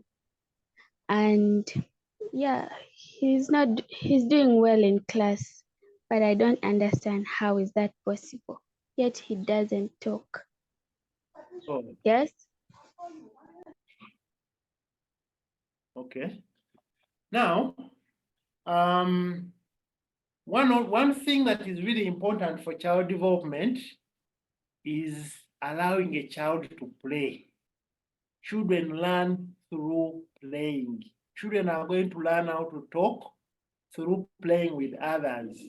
There is no way a child is going to learn to play without, we call it social stimulation or sensory stimulation. If you don't speak to your child, if you only lock your child in the house because you don't want them to get dirty, and they are not playing with other children, they are not going to learn. They are not going to learn pro-social behaviors like sharing, like starting a conversation, like greeting, even when they might do other things, but they are going to struggle with social skills and communication. So one way of helping them is basically to change the environment at home, speak more to the child, allow the child to play with others, children copy one another. So if they copy, and also even you as a parent, you have to, or if you are there as the big sister, always talk to him, and over time, he will learn to imitate you and learn the language. So the environment is very, very important. So please don't restrict your young siblings, or talk to your parents and at least, can I go out with him and play? Me, I will supervise him, because you are helping him to learn social behaviors. You are helping him to learn to develop a language and communicate. So don't restrict them. They will delay in their development, in their social development. Thank you. Okay, thank you so much. Atia, Can ADHD kill a person? Not really. ADHD cannot kill a person. However, since they are impulsive, they act without thinking, that puts them at risk, sometimes of accidents, okay? But ADHD as a condition cannot kill a person, okay? Okay. Yes, now, but the ADHD in most cases, when people are growing up and they are well supported, they usually overcome some of the problems associated with ADHD. When the brain grows and develops, they can learn how to regulate and control themselves, okay? Yes, but as a condition, it cannot kill someone, but the impulsivity part of it can put, especially young people, are the ones who might be at risk of accidents, because they may not think through before they act, okay? Yeah. Okay. okay. Aira,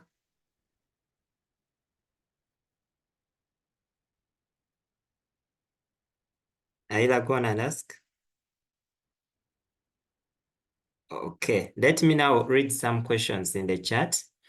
Someone is saying, I lost my friend through some situation, but every time, many times when I'm in bed sleeping, I keep seeing her come back in the dreams. How best can I handle this situation?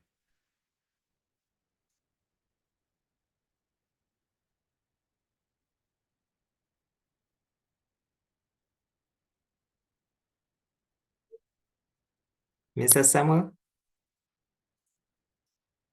The first thing I will ask, how long ago did the person, however, if it is beyond 1 month, I can think about psychological trauma. For someone to lose a dear one, it can lead to development of post-traumatic stress, where you're going to have recurrent dreams about the deceased person, okay? If it's in that case beyond 1 month, then the person needs to be supported, or the person could be going through what we call complex grief. You're still grieving over your lost friend. And sometimes when people have lost loved ones, they will claim that the people visited them and came around, okay? They see them in their dreams, okay? So the person could be still going through what we call grief, or if not, there could be post-traumatic stress, but we can always do some assessment to differentiate that too, okay? Yes. Yeah. Another one. My parents are really tough at me. They use abusive words over me, and they expect a lot when it comes to the academics, much as I put in a lot of efforts, but really stress is taking me up, yet I have to act according to their instructions. How best can I be helped? I think for sometimes, depending on how, the way parents have raised us, or the way parents are raising us, is the same way they raised them. Sometimes we cannot blame our parents why they are treating us the way they are doing. It's because that's how they treated them when they are also growing up. Okay, and maybe they at some point they accepted. Maybe that's how young people or children are raised. But sometimes it could be wrong. Okay, all right. But in this case, if the parents is quite tough, you have a lot of pressures, you are failing to cope, the first thing is seek for counseling. Then also the counselor can, if with your permission, they have they are always good at communicating. They have a good way of communicating to your parents. They can organize, meet with the parents, and we talk about your situation. The most important thing is you being better. The most important thing is your health. Okay, so from me, I find that health supersedes everything else. Okay, yes. It can even be the school authority, like maybe the principal or the director of studies and so on, okay? Or any other relative that you know that your parents are going to listen to. It could be your grandmother if she's still there, or your grandparents, that you can find an opportunity to speak to them so that they also reach out to them, okay? Yes, those are some of the avenues. Or sometimes you can write them a letter and tell them how you feel. If there's no one that you can come easily and tell them, Mommy, Daddy, yes, I know you want the best for me. I'm putting in the best, but sometimes I get overwhelmed. And this is affecting me. I'm no longer maybe concentrating. I feel a bit sad, okay? Sometimes parents may do these things knowing that they're hurting you. But maybe you find appropriate ways of communicating. Maybe it can come to their realization, and maybe they can start to change. Okay, thank you so much. There is another one. Is there any mental illness that can't be cured or gotten rid of, even though it is treated by a professional? That's an interesting question.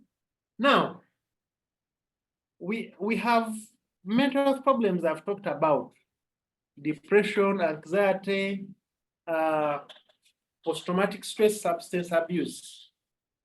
Now, for most mental health problems, a good number of them, we rarely use the word cure, okay? But we use the word recover. Why? That some mental health problems have a rebounding nature. The person can get well, they recover, but maybe when they go and forget certain things and they don't put them into practice, the illness is bound to bounce back. For example, some mental illnesses or conditions, they require you to take medicines every day. And if you stop taking the medicine for some days or weeks, the illness can bounce back. Or if I have a problem with substances, I'm cancelled, I go back, I'm better. But if I still go back to the same friends, to the same places, I might start drinking again or using substances again. So we don't use the word cure, but we use the word recover, that people can get better, they can go back to school, they can go back to work, they can do amazing things.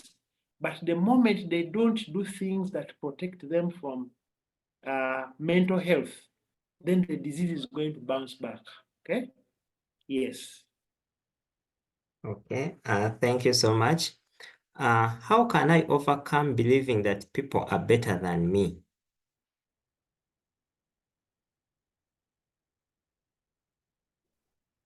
I think you need to see a psychologist to work through the way you think.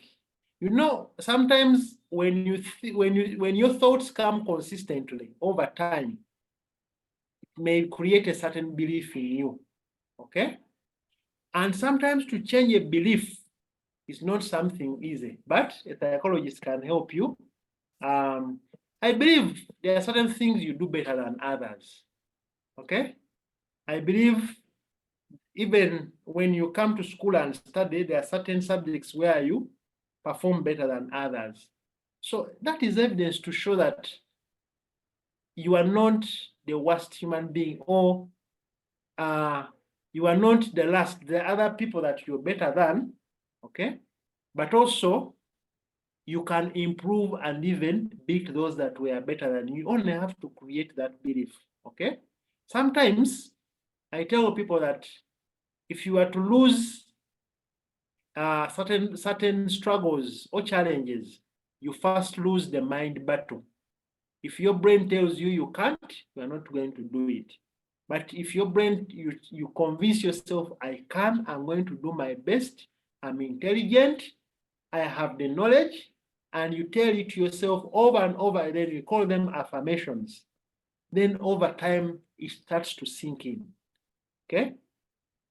And if you look back from the time you've been in school where you are now, you've been performing well, and that's why you've been promoted. Okay? This shows you that you have the capability to do well. You are doing well. Okay? So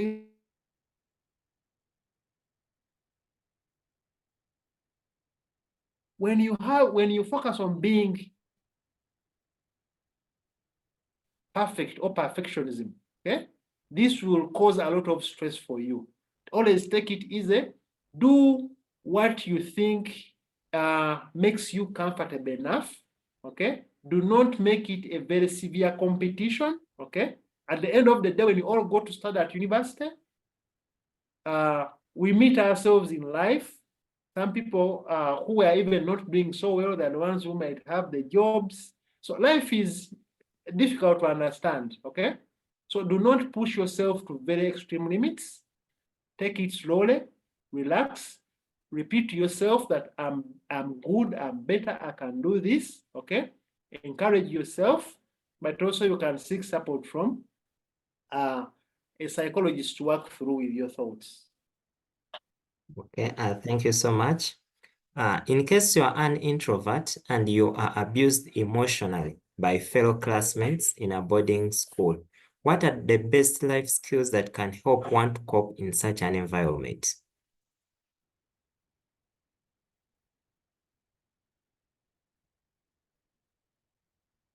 Number of life skills that you're going to learn.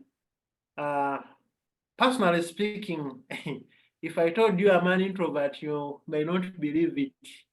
But I've had to learn through training because I love working with people. You can learn life skills. One thing you can learn is being assertive, okay? Being able to know your rights and communicate to people how you feel. Secondly, we can learn how we can boost self-esteem and confidence. We can learn a number of skills, but also we can learn basically better communication skills, how to start a conversation and sustain it, how to make friends, how to fit in, okay? Yes, so we can learn a number of those skills, all right? And then you overcome. And then over time, when you practice these skills, you can even overcome, you can be, yes, an introvert, but you can speak where it is necessary, okay? Or where it is required, all right? Yes. Yeah, thank you. So I have a friend at school, and this friend keeps on having self-harm. But she does not open up to anyone, but she usually shares with me. How best can I help her such that she can stop doing the self-harm?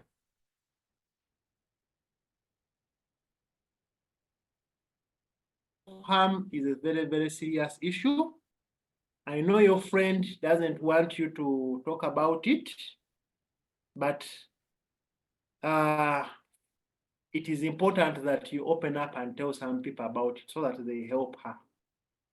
One of these days, she can do self-harm, and then maybe self-harm might be maybe cutting. She did not describe it, the specific type, but it can be cutting. You cut a wrong blood vessel and you bleed to death, okay?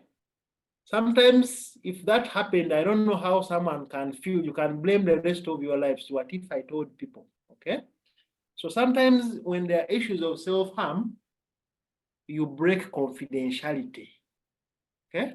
Even me in sessions, I tell someone, if you're going to harm yourself, I'm sorry, we need to save you. I'm going to break confidentiality. I'm going to tell people. But at the end of the day, I need to save you. And then we work through a problem that had made you to think about self-harm, okay? Like we said, a problem shared is a problem half solved. If I share with the concerned people, then that your friend can be helped, okay? In the beginning, they're going to be mad at you, but later on, they will understand that you saved their lives if they are better, okay? So sometimes you have to break the confidentiality. Is that okay? Yes. Okay. Thank you so much. Another one is saying that, sir, I try my level best to read, but things at times fail to enter my head. I put in all the best efforts. I pay attention in class, but things really fail to enter. Do I have any mental problem or? The first thing we may have to do is to assess whether he has anxiety or any other common like depression. If they are not there, then one thing we've seen that some learners learn differently. We have learners that are visual. The learner learns by seeing something. You cannot explain it to in words, and the learner understands. Okay. Some others, they understand by audio, they listen. Others, they understand in practical ways by touching something. Okay. Or and other forms using their senses. So the most important thing is to understand how you learn. Do you learn better when someone explains it to you? Do you learn better by touching something? Do you learn better by listening? Do you learn better by seeing? Or can I involve all the senses? I hear it, I touch it, I see it, okay? I even smell it, so that I use all the senses so that it enables me to learn better, okay? Then, even your reading habits, when you read, do you read to understand? Or you read just to read words, sentence after sentence? When you read a sentence, can you interpret it in your own language? Can you teach it to others? Okay, so that others understand it. If you can teach it, then you've mastered it. Okay, so when you're reading, can you write what you read to see if you remember without looking there, even if it is one sentence? Okay, it may not be that you've written exactly what you read, but if you write something that somehow is similar to what you've read, then you've memorized it. If you can teach it to another person and they understand, then you've mastered it. You will never forget it. Okay? So those are some of the strategies one can use to be able to remember. Or you can form what they call mnemonics. Okay? Attach a word to something common. Okay? If someone is called Nelson, but I know I'm going to forget Nelson, I'll look for a popular Nelson in life, and I said, where is there a popular Nelson? Okay, there's Nelson Mandela. So when I see him, I say, hey, Mandela, what is the other name? Nelson. So you attach certain phrases to common things or objects that you don't easily forget, okay? That's how you can trigger memory. Or make mnemonics. C means this, A means this. So an abbreviation of letters that can mean so many points. That's another way you can do what? You can learn. Okay. Okay, thank you. Mr. Samuel, is overthinking about a situation very bad? For example, God forbid, I have AIDS. But maybe also let me add on this one. Mr. Samuel, my mom is sick. She has the disease, but I'm always very worried that anytime she may leave us. How best can I handle the stress that I'm going through?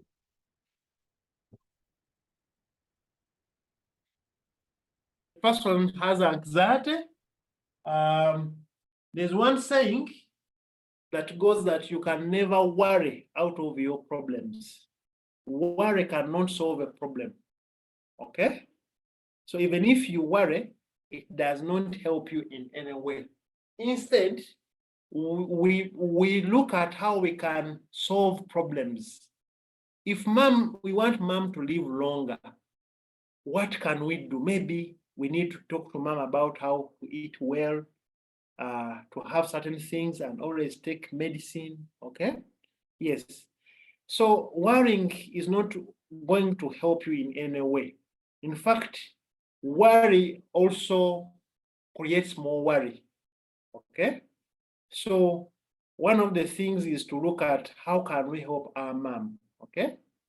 But also, I usually tell people in the event that maybe something bad has happened, appreciate, okay? Appreciate that we are thankful God gave us this person. We know at one point it will happen, we cannot avoid it, but let's enjoy this moment with her, okay? To the fullest, okay? While she's still alive. Let's show her all the love rather than worrying. Let's love her. Let's show her all the support. Let's be there for her, okay? Let's have fun with her, okay? So that we stop worrying. Otherwise, worrying cannot solve anything, okay? Let's just see and think through how we can always support her. If she's sick, let's give her the best of our care and our attention, okay? That's how I can respond to that.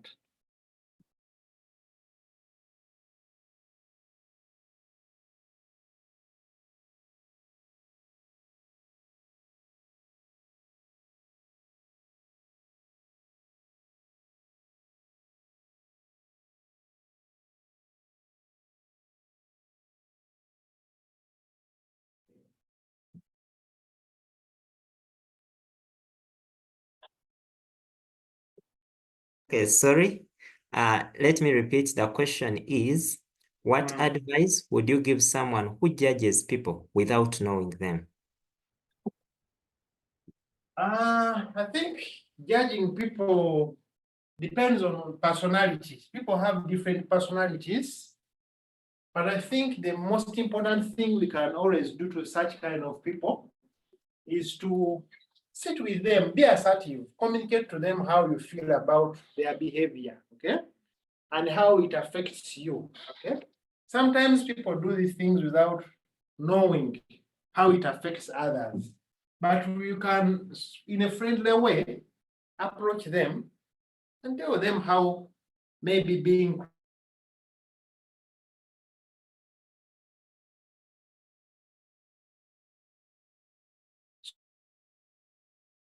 so I think that may help them to change. Okay? Yes. Okay, thank you. I am an introvert and also I fear to express my emotions. Talk in public. Sometimes if I want to talk, everything will disappear. What will I do in order to overcome this problem? Now we have to teach someone social skills training. Okay, there is an approach called social skills training that can address those issues. But I think also he has social anxiety, fear of standing before people. What if I make a mistake and people laugh at me? I'll be utterly embarrassed. Okay, yeah. So I think the person needs to learn social skills. Yeah, to be able to overcome that. Okay.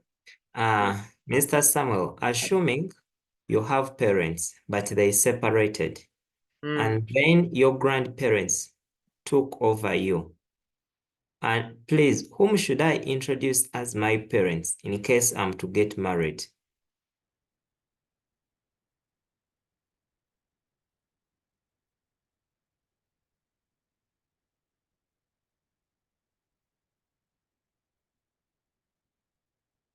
Who is she comfortable with? That's the first question. Because being a mother or father is different from being a parent. So the question is, who is she comfortable with? Okay. Yeah, so it's something for her to food for thought for her. Okay. Another one. Mr. Samuel, my father overdrinks, but I want to stop my father from drinking alcohol, but I fear to approach him. What should I do?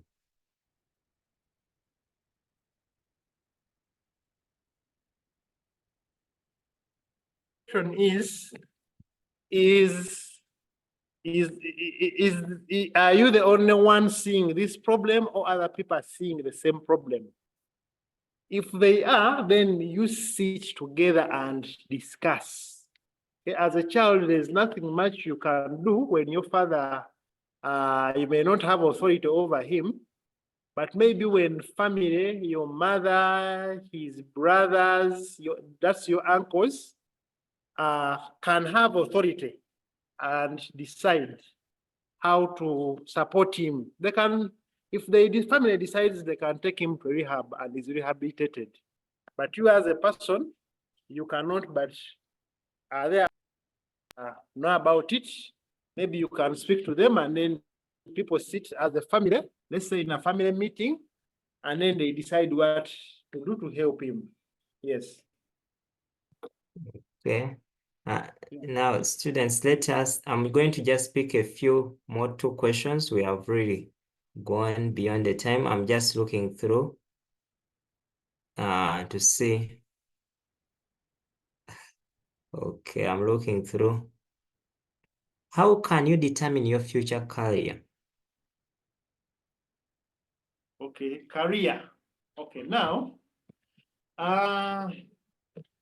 one, in determining your future career, understand your strength, and then also understand everyone has strengths and weaknesses. So when you look at yourself, let's say in terms of your academics or subjects you're taking, what subjects do you perform better? Or what are your interests and skills? What do you love? Okay. How do you turn your interests or what you love doing into a career? Okay. If that is difficult, ask your teachers to give you feedback. What do you do best? Okay. Or career master. Okay. Or even your peers, what have they noticed about you in terms of academics, maybe that you do well? Okay? But if that all fails, for us as psychologists and therapists, we have other assessment tools that we can administer. You fill in that form that can let us know what career you can pursue, okay? So that at least you go and you know that I'll be doing this and put all your energies there. Yeah, thank you. Okay. Thank you so much. Then the very last question. Mr. Samuel, how best can someone who has suicidal thoughts be helped? Because every time this person threatens to take her life, and one time even the person gave us the date that on this particular date, I will take my life. You're seeing me for the last time and the rest of that. How best can we hope? I think, like I said earlier on, the first thing is For this case, I think I will say it's an emergency. Break the confidentiality. Speak maybe first to the school counselor or the teacher that you trust, any school authority that you trust, so that we save a life. Then from there, we know that suicide can be caused by a number of factors. If people are depressed, they can think about committing suicide. Or if people have gone through what we call acute stress, acute emotional stress, okay? They might think also about dying, or if they don't have someone to support them or listen to them. Or if they are continuously going through abuse, okay? They might also think about, it can be abuse, physical abuse, sexual abuse, emotional abuse, okay? So if you are going through those abuse, they might think about suicide. Or if they are using drugs and alcohol, okay, they are also more likely to commit suicide. So the first step is, let's save a life. Report this to someone who can at least take her out of danger. Sometimes the person might need to be admitted in a hospital. And then in most cases, people have who want to commit suicide or self-harm have depression, okay? Or they have another severe emotional problem. There's what we call borderline personality disorder. Borderline, this commonly starts around adolescence. And then once they are treated and we treated depression, then they can start seeing a psychologist who can help them to cope through the problems. But the first step is, please save your friend, report to the concerned people, and then they get her out of danger. Yes. But they shouldn't criticize her, because usually suicide is like a crying out for help, okay?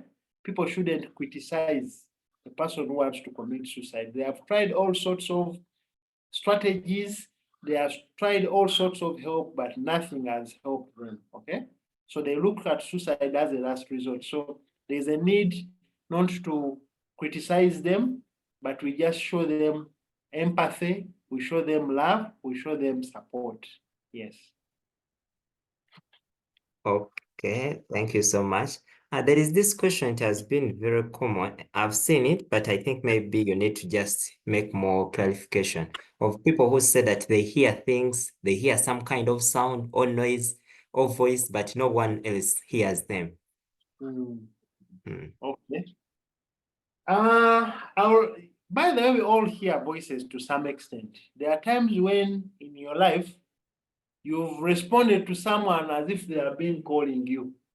And you say, hey, you're calling me, and someone denies. I said, I never uttered your name in any way, okay? So sometimes our brain is not so perfect. There are times, or at night you see something and you mistake it for another, simply because the way you've been viewing it is not okay.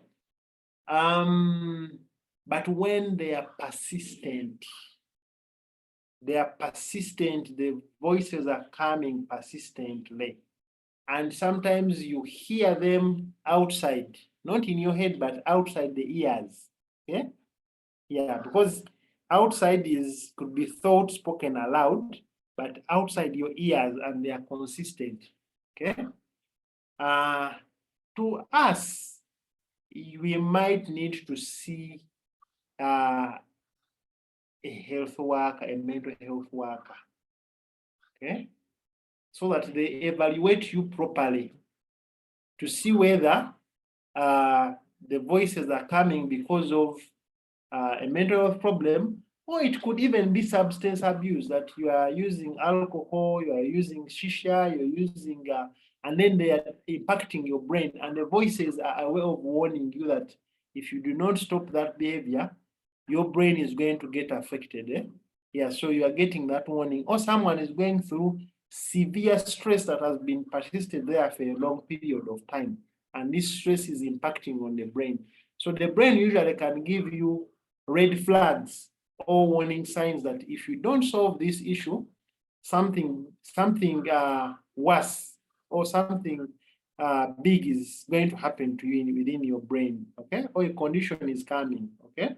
So the person needs to go and get evaluated properly by a specialist, a mental health specialist. Yes.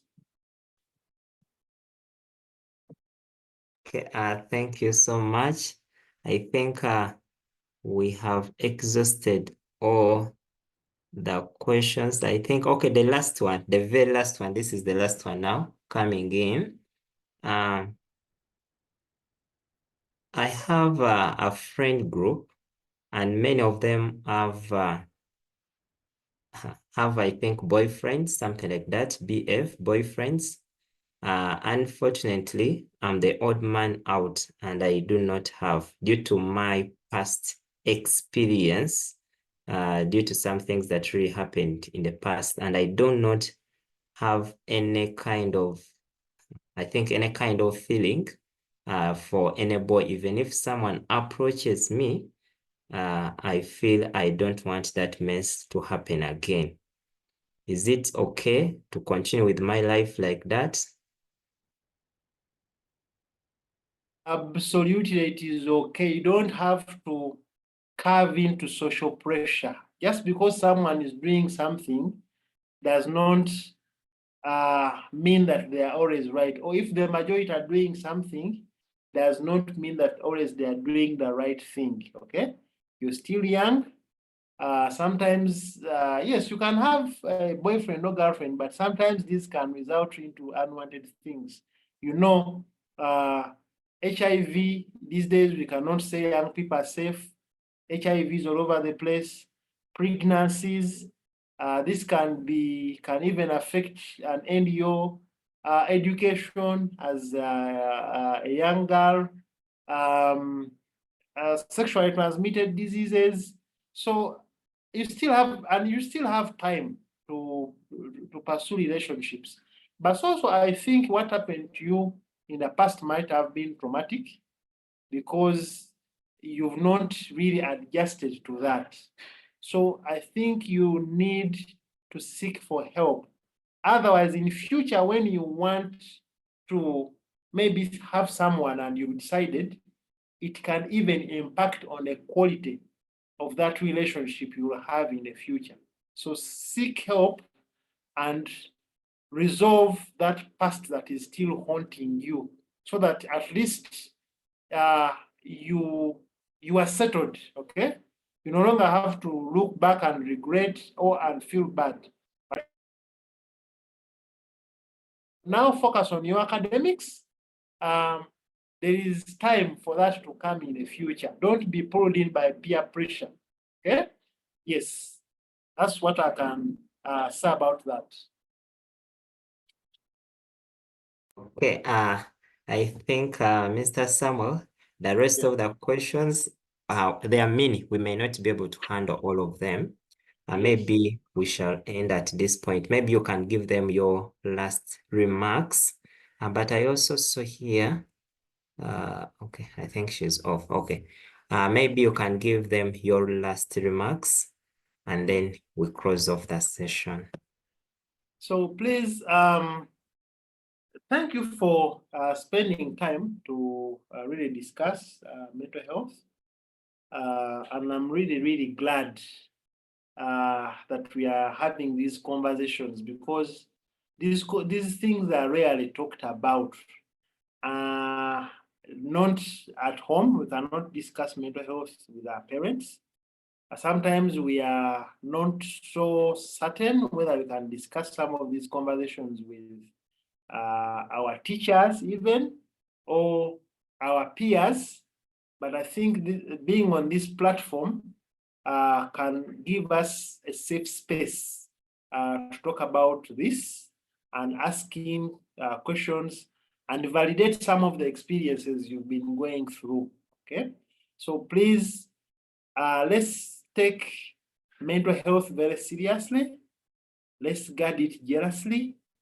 Please, when you have a problem, seek for help as soon as possible. Okay, don't keep quiet. Don't fear, okay? There is no shame in seeking help. There is no shame in going to someone and talk about your problem. As long as people are willing to help you, that is the best thing. There's no shame. The only shame is missing out on life. Okay? So I encourage everyone, please, let's prioritize mental health. Let's create safe spaces where we can support one another. Let's not laugh at people. Today you are me, tomorrow you can be in the same boat. Okay? One of my mentors said it is easy to enter a disability circle, but it is difficult to come out of it. Right? So please ensure that we support one another. Let us be empathetic. Let us be observant. If you see a friend struggling, please reach out. Okay. Let us even form support groups that can, and we keep really looking out for each other. Okay. I know some of us, we are on phones, we have social media, we have followers, but having followers does not mean you have friends. Okay. Some people are there to follow you, but they are not followers. They are just associates. They are not real friends. But we can build strong networks. We can build connections, and these connections can really go very far in helping us to cope up with life challenges. Like we're saying, mental health is wealth. I want to thank you. Yeah. Okay. Allow me also to first thank you so much, Mr. Samuel, for the wonderful session you have given us. You have given us all the tips that we need to be healthy. We are really very grateful for the time you have sacrificed to be here with us. We are really very grateful for the knowledge you have really shared with us, the wisdom. We have really learned a lot. We have really learned a lot. And I pray that the children and everyone who has been on the call can put into practice. We shall have a better generation. Thank you so much for your time. Thank you so much for everything. We are really very, very grateful for the service. Yeah, you're welcome. Yes. Okay.